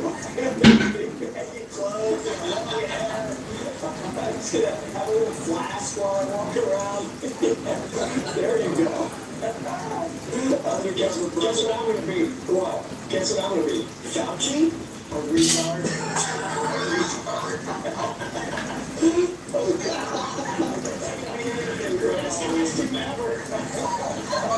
Alright, kid, I'll see you out there. Trick or treat. What are you gonna be from? Debbie, this ticket represents a guy's broken heart.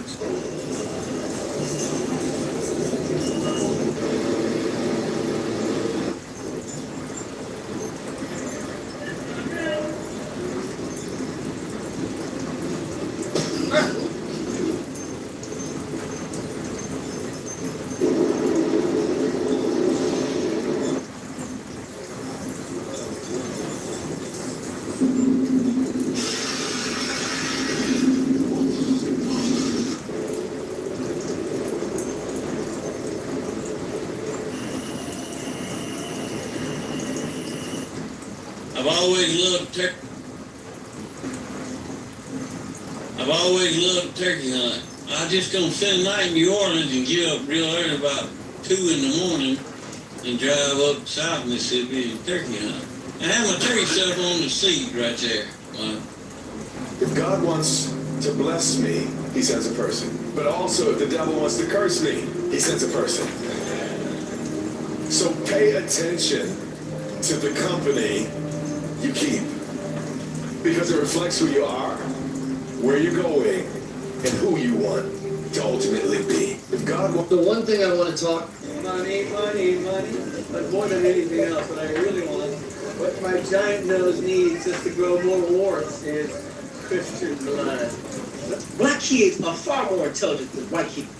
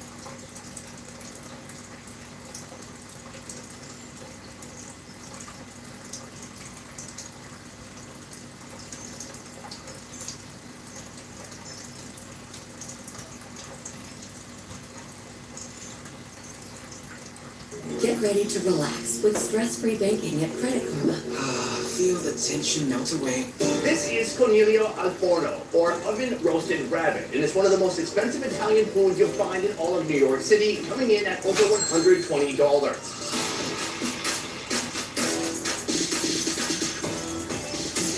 Today, I'm on a mission to find out if spending more money on Italian food actually means getting better Italian food. We're going to be experiencing the most expensive ravioli you're making here in this shop. What is it that makes the ravioli so expensive?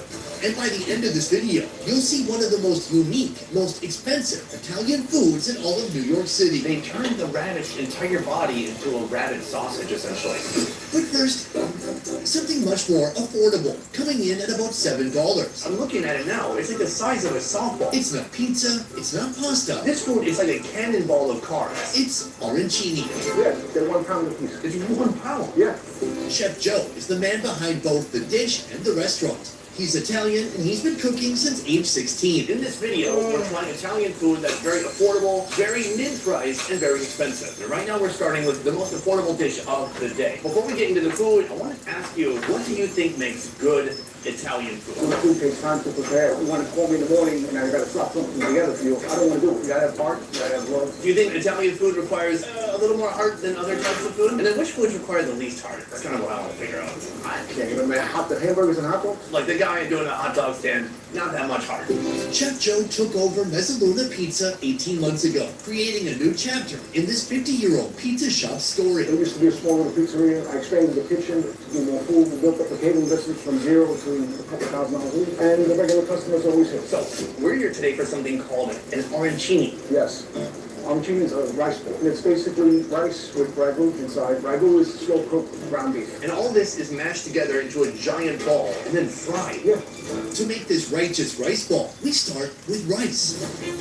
Oil and onion come together in a pan, followed by tomato paste, creating a vibrant base for the rice. A secret seasoning adds flavor as we stir continuously until the rice is cooked. Arancini sounds like home to Italians, but it's still a stranger to most New Yorkers. Why do you think arancini isn't more popular? Probably the labor. It's a lot of work. But making a pizza seems like a lot of work too. I mean, you have to really have some skill with the dough. You don't have to know how to spin it. But a pizza is put in the oven, the other guy takes it out. This is a more complicated process. You got to constantly stir it, you got to mix, you got to stay in there. You can't just walk away from it. Once cooked, the rice is blended with green peas and cheese. Arancini was born 11 centuries ago in southern Italy, where it began as a clever way to reuse leftover risotto. It was brought over by the Arabs, and they brought over rice into Sicily, and from there it assimilated into the fabric of the people, because it's a poor man's food, and the south was a very poor region back then. The rice is shaped into a ball and stuffed with beef ragu. The ball is then coated in breadcrumbs and dropped into a pool of boiling oil. All that's left to do is wait for it to turn golden brown.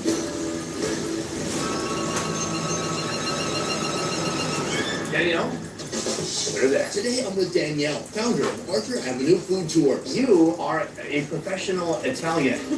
Yes, I am. For a living, you just be Italian and tell people about Italian stuff. I do. Born in America with Italian roots, she uses her tours to highlight authentic local flavors and broaden people's perception of Italian-American cuisine. I want to see today, if I spend more money on Italian food, does that mean better Italian food? And right now we're starting with the most affordable dish of the day. This is intimidating. It's big, it's heavy, it's greasy. I'm not going to even get to the ragu in my first bite.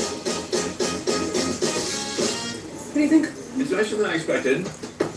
I expected it to be very heavy, and it is. Do you think I was going to say the opposite? No, it's very heavy. It's a giant, heavy carb bomb. There's some cheese within the rice even. The little peas inside offer a difference in texture. I can feel like...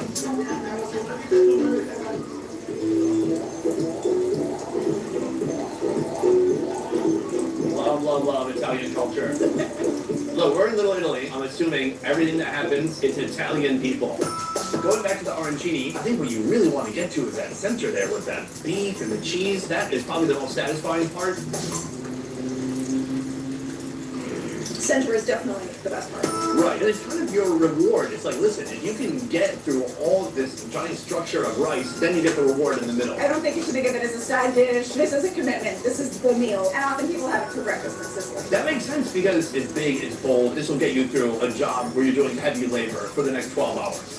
While arancini may be the underdog at Mezzaluna Pizza, our next destination built its entire reputation on one type of Italian food, and they've been perfecting it for 80 years. Yet that legacy is just a slice of the deep history you'll find on Arthur Avenue. This is Little Italy, but it's one of many Little Italies. Yes. I didn't know this was allowed. I thought per city there could be like one Chinatown, one Little Italy, one tiny Mumbai, one micro Tokyo. What's up with all the Little Italies? How does this work, and then how do you distinguish them? The most famous Little Italy is the one on Mulberry Street in Manhattan, and it was not the biggest. The biggest one was actually East Harlem, which we know today is Spanish Harlem. So why are we not at that one? Well, I like to say the real Little Italy is in the Bronx. This neighborhood is this incredible anomaly. There are all of these businesses that have been here for over 100 years, still run by the same families. What you have here are all of these people that have been making these different foods for generations, and they have a distinct knowledge of them. You're going to find really high quality products at a really fantastic price as well, because so many of these mortgages have been paid off since 1935. Yeah, right.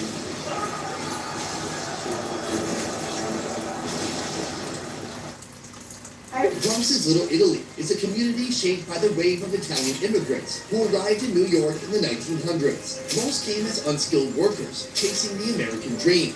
Among them were the Borgattis. Lying just a short walk away from our first meal, Borgatti's Ravioli and Egg Noodles is one of the best shops for ravioli in the country. So good.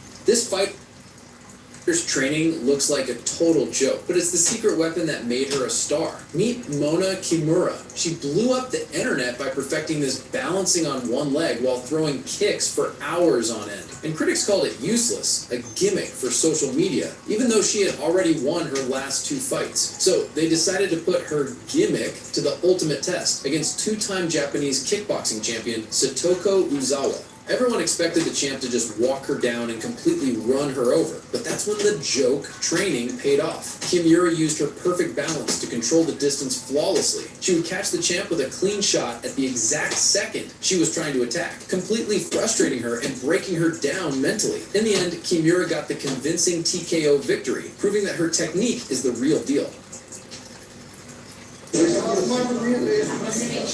So I tried this website called... Of course, Shohei idolized Ichiro growing up. He was 7 years old when Ichiro made his debut as a rookie right here in Seattle. Perhaps he told him he was going yard for him tonight. Who knows? But if you haven't seen the image captured by AP, it's floating around on social media of the two of them. It's pretty remarkable. Check it out. Of course... Hey, Oh!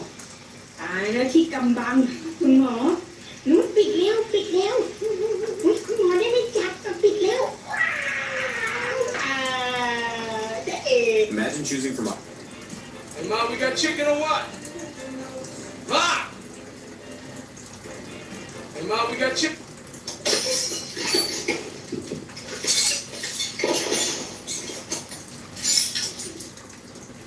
For the modern woman, get out my head. Milkshake brings the boys to the farm, and they're like, get out my head. Milkshake.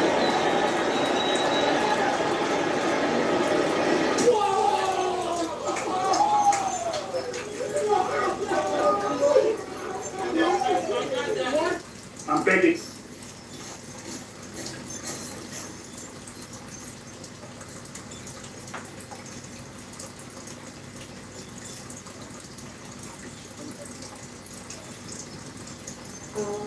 How much is it?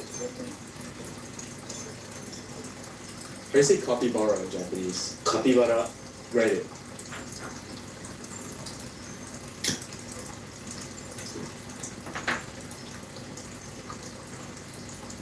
Does your man meat stink? We're gonna find out a little later. Oh, goodness. Oh, Alan Hurns. Here's another one. Watch out.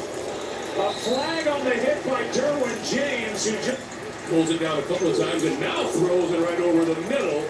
There's a penalty called as Jeff Swain. Oh, what a shot! The 22-yard line. This is hands down the best thing you can do with a cabbage. This one is chopped. There's practically no difference. Today we're learning how to make bulgogi like a Korean Michelin chef. So There you go. Give this away. Give it away. Woo! I love it, man.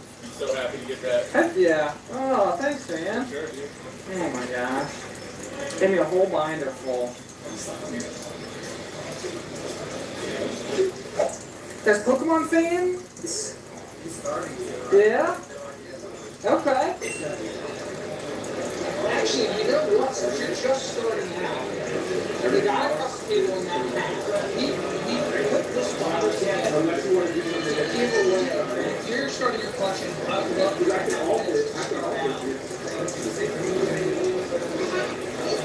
for free, yeah. Did you get it? Also, congratulations.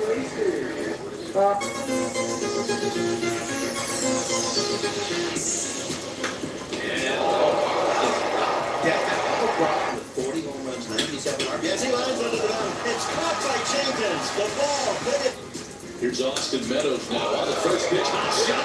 Oh, yeah. Sorry. This one back. Knots calling the cue down, but there's Correa to pick it up and turn it double play. Holland's going to laugh at the foul. Go a little matrix on that way. Get out of the way. The middle. Beautiful glove by him. Right back to Kershaw, and he got it. And it's right back to the man behind Kai. How about that double play? Right back to Corona. Takes a base hitter. Good pitch. Oh, he went fastball. How did he duck that fast, though? I learned that racing. You've met the ex-shot. All right, you guys want a safe drop or a hot drop?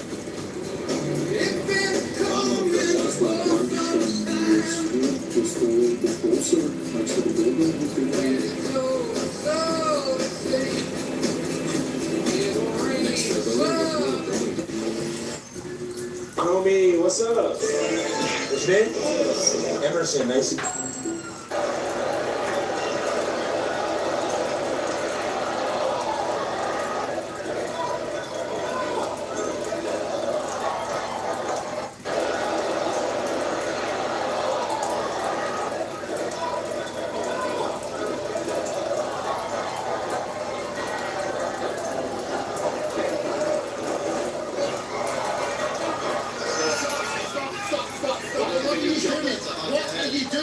It's on the back of his head. And Will Curry remonstrating with Mark on here. Look, minimum twice. Straight to the illegal enemy. You can't do that, buddy. No, not even close. My good! Oh, it's over! What ladies and gentlemen, whoa, what is happening here? No, don't do that. He's going to make a big mistake messing with Mark Allen.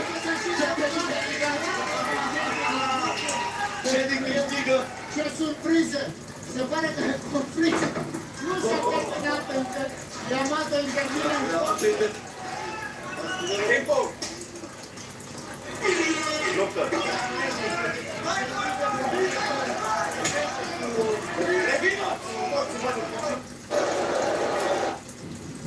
Even to this day, Mickey will come to the games at BP, stand in the crowd, watch Michael's rounds of batting practice, and give him feedback between each.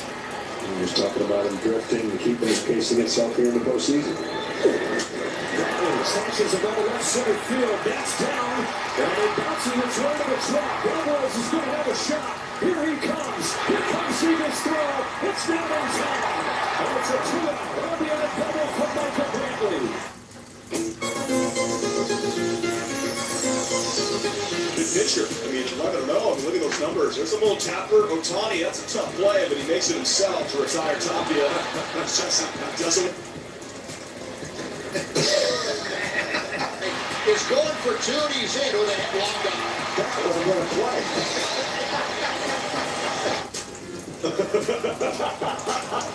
Yes! You ready? Yeah. Oh my gosh, you really want to do this? I brought my tools. So we got this Gold Star suite here. Genesis wants me to crack it open to sign the card because Kramer will go to the plate in time for the first out. Oh, wait a minute. Oh, and the Orioles will not challenge. Yeah. Wow, what a break. Kramer, can you still help me? He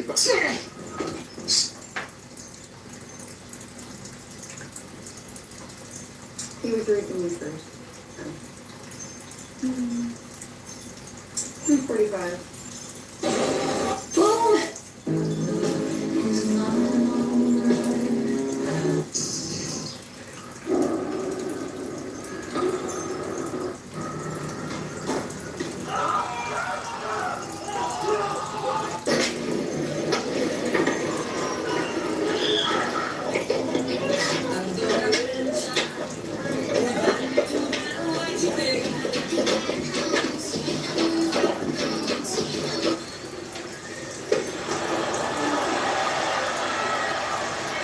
Look at this. Just look. If this had come out a few years earlier, Plumbers would have been out of... On third down and 5, pressure. Pass is picked off. And who is it? Big B.J. Raji. First and 10 at the 30. Intercepted. Picked up by Wilfork. He's done it again. Look at the big man run. Smith-Schuster. And there he is. Colin Saunders. And he took it out. Big Colin rumbling. First down, Jacksonville. They trail 13-0. The Screen is intercepted. Big Keith Trailer. Look at him rumble. 40, 50. What's out? The earth is shaking. He's at the 30. He's at the 20. He won't give it up. Oh, Bob. If you have a friend with... What are you doing?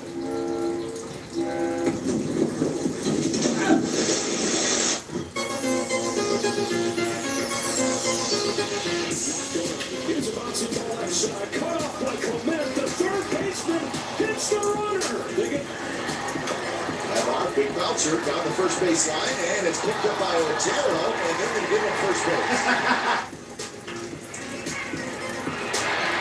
Valdez glove, and then a wide throw, and a Brady throw hit. There's 3 off days here in the next week. when you need them the most in September. They're going to score the run here, I think. Ryan Hardaway with that. Fair ball into the corner. Big Crow Armstrong racing for second, and he's in there. Rutledge got called up last season. Wait for the back glove at the ball. I'm not sure that's okay. Grounded to third. Solordi gets one. And then throws the ball over the head. Some runner came in. You think I can fit this whole thing right now? 3-1. They're very committed to their craft. They take the mask off. They got the numbers on their sleeves. They got the Major League emblems done. There you go.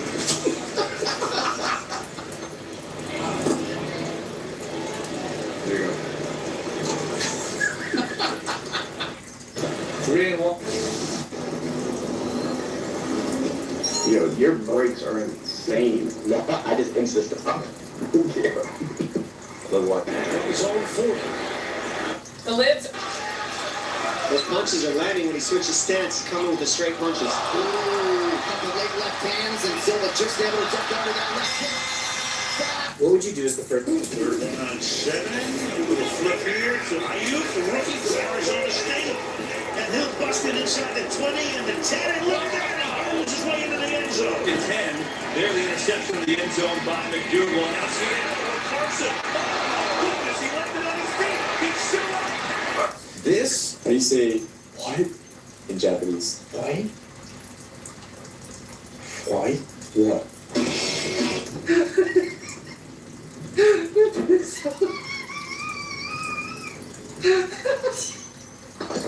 Gamesmanship and upsetting the hitter's rhythm and upsetting your own tempo.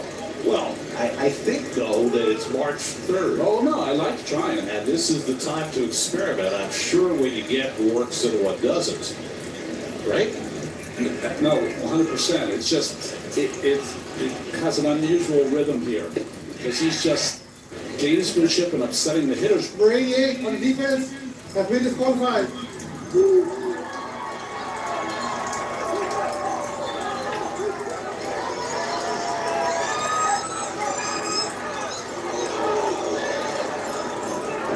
Fitzpatrick rolling and going to go deep. Has the man open down the middle, and it is caught.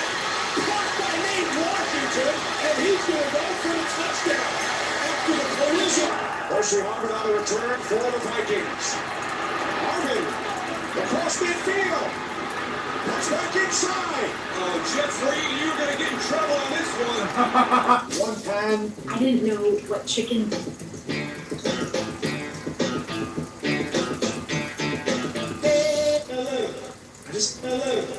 How y'all feeling out there right there?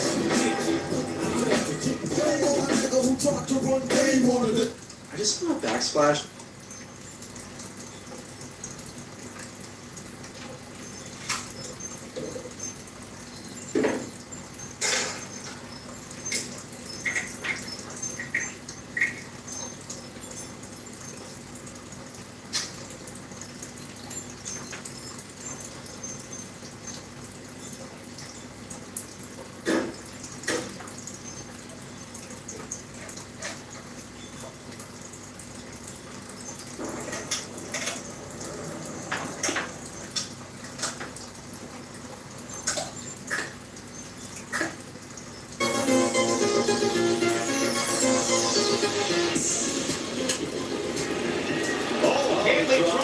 Intentionally trying to turn a double play, but left side hit hard right at Arceus.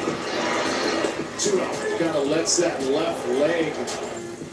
There it is. Terang, Adamas, and Aaron Jennings put his hand up.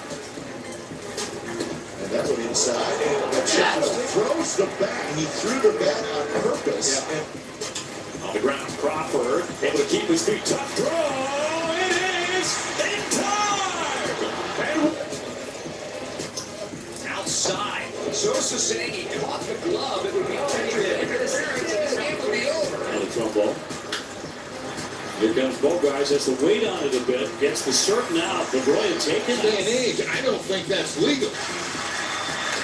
And the ball, and that's it for the perfect game.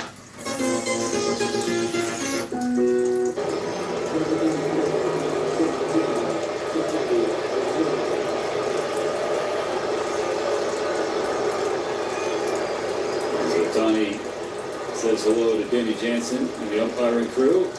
He endures the boos from the Blue Jay fans. And 1-1. High fly ball, deep right field. Shohei in Toronto, into the bullpen.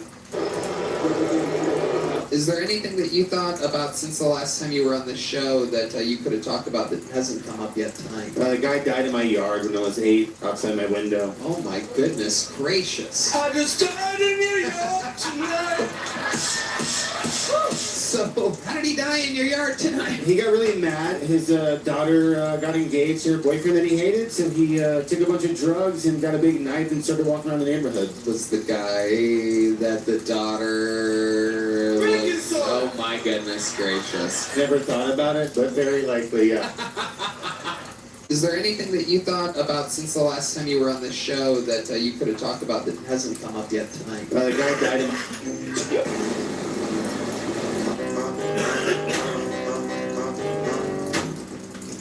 Like this. It's... We're leaving.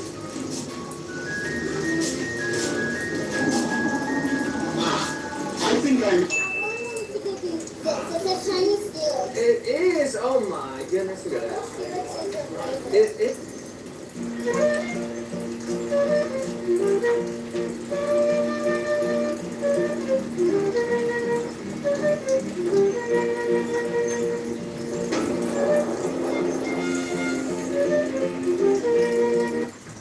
Shohei's run. Pitches a strike throw, second, not close. Shohei steals the ball.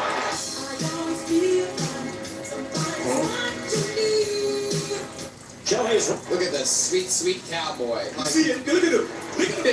Bro, sweatpants with boots is the most ratchet shit I've ever seen. Howdy, what? You look like Crooks and Dunn. What? She said. She said. Varsho. In the air to center field. Padres going back. Turns, launches, and it's gone! In time! Dalton Varsho rocks game one.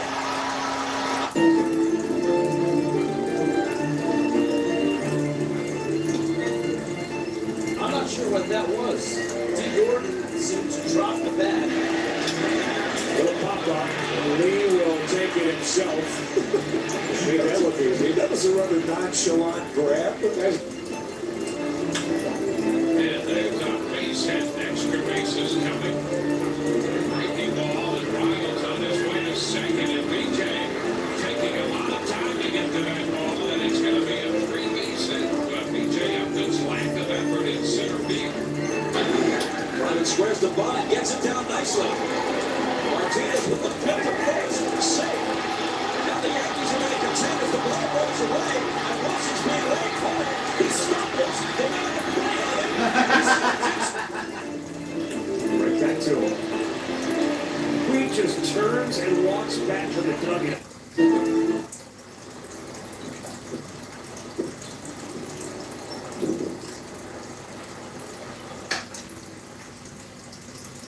On the 1-1 now, it's high. Throw from Arroyo this time. Got him. So it may not look like. Good girl. Oh, jeez. But.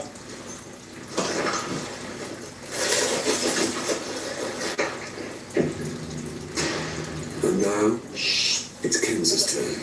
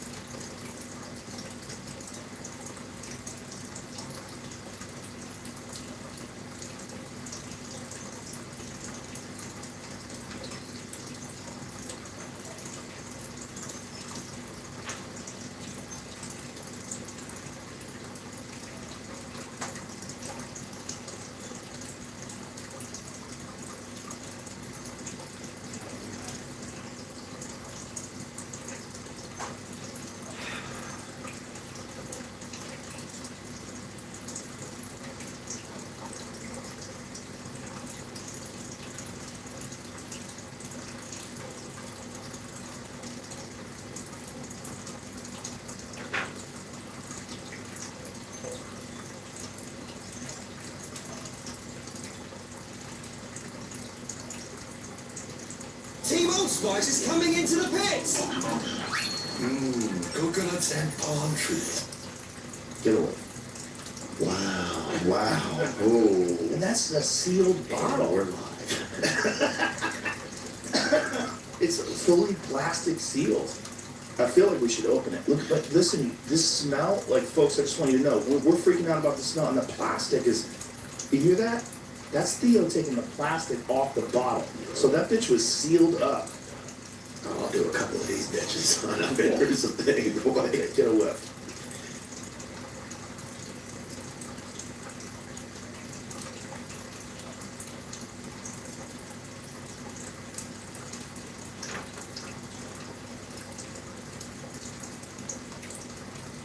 Country. So good that people from Alaska and Hawaii place orders for delivery. Today we've come to your shop because we want to learn more about the ravioli you're making here. But first, I want to know, what is ravioli? Ravioli is a Italian pasta dish which consists of an egg dough with a filling in it, stuffed in there like a pocket. A lot of times they'll be either used in broth or with the sauce. Christopher Borgatti is the third-generation owner of this 80-year-old shop. I'm looking around your shop. I don't see any ravioli in a can. I'm not exactly Italian, but that's the ravioli I grew up on. And a lot of kids who want the can. Of course, we make it fresh here, and we've been doing that since 1935. The Borgatti ravioli recipe starts with wheat flour, eggs, and water mixed into a dough. This recipe was passed down by Chris's grandparents. My grandmother was from Bologna, and my grandfather was from Madonia. They actually came to the United States in 1907. In 1935, when my grandparents opened the store, they were selling 100 little ravioli for $1. That's a good deal. Oh yeah, back then, yeah. Once the dough reaches the desired smoothness and elasticity, it moves into the ravioli machine, ready to be united with the filling. We started out just making a ricotta-filled ravioli and a meat-filled ravioli, and it's just exploded into different types of fillings. Just recently, we're, I think, in our second year of making lobster ravioli. At $38 a box, in this shop, lobster ravioli is the priciest dish on the menu. And that's exactly what I'm after. The filling is a blend of ricotta, lobster meat, eggs, seasonings, and Parmesan. What is it that makes the lobster ravioli so expensive? The cost of lobster varies throughout the season, so we just try to find a base level price. You don't want to overprice your product, but we don't want to cut back on our quality here, so we kind of stick to our guns and just hope for the best. So you don't just write market price next to it? Yeah, right. It doesn't have a changing board either. That'd be nice. Once well blended, the lobster filling is fed into the ravioli machine, where the dough is already waiting. While they're making the ravioli, I want to tell you a little bit of a story. When I started this channel, it was me, a camera guy, and big. Each spin presses rows of plump ravioli, each one a pillow of dough, cradling the lobster inside. What do you think it is that draws people to ravioli? For me, it's because I like a little surprise inside my noodle. Sorry, I just said noodle, I meant pasta. I've been in Asia too long, I'm so sorry. Ravioli was born in northern Italy more than 500 years ago, and has since taken on countless shapes and flavors across the country. Making ravioli together is a cherished family ritual, especially during Christmas. So yes, there's a surprise to it. Unlike flat pasta cups, it's just basically the pasta, where this has a filling, and that's the extra treat to that type of dish. Borgatti's has no dining room because it's not a restaurant. Their products usually leave the store uncooked in boxes. But today, Chris will make an exception, serving me lobster ravioli with garlic sauce on the spot. You know, we're doing different themes in this series, Italian food, Chinese food. So, you know, for the Chinese food, we got a Chinese guy, but what about you? I think you got the wrong guy. I am This is Andrew, but most people know him as Babish, the guy who became a YouTube legend by recreating dishes from movies and TV shows. Beyond YouTube, he's also the author of 3 cookbooks. I've always been told that I'm half Italian. Turns out that wasn't true, so I got my DNA tested. I'm like 11% Italian, but I've always identified as an Italian. That's important. Right here we have ravioli. It looks gorgeous. I don't believe I've ever had homemade ravioli. I'm excited. I've made ravioli that's never looked like this. Newborn warriors is very easy to pick up. You start with an X, it's your order. What's this? Mystery map. Homemade ravioli. I'm excited. I've made ravioli that's never looked like this. First, the plump pasta pockets are boiled in salted water until tender. In your mind, what makes a good ravioli? I love really chewy al dente pasta. A lot of filling, not a big air bubble, no blowouts, and as thin a border around the outside as humanly possible. And that's something that definitely pull off here. There's not even a centimeter of raw dough holding this whole thing together. Right, next, the sauce. Chris starts by heating olive oil and butter, then adds minced garlic. Next comes half a cup of dry white wine, a cup of heavy cream, and a bit of grated cheese. When the cheese melts into a silky sauce, he stirs in a splash of lemon juice and a couple spoonfuls of fresh Italian parsley. Finally, crushed red pepper, salt, and black pepper.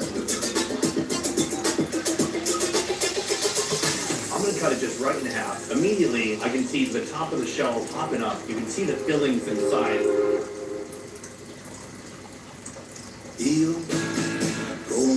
Oh my God. It makes me feel like celebrating. Upon putting it in my mouth, I'm getting a huge hit of garlic. And then it's just a rich blend inside of there, contrasted with some sharp, sour lemon. There's a lot of lemon juice going on in here, and to me, that's like you're eating a lobster dinner in a bite because you're getting all the elements. You're getting butter, you're getting acid from the lemon, you're getting herbs, and you're getting pasta. This is like the whole thing distilled into a single bite.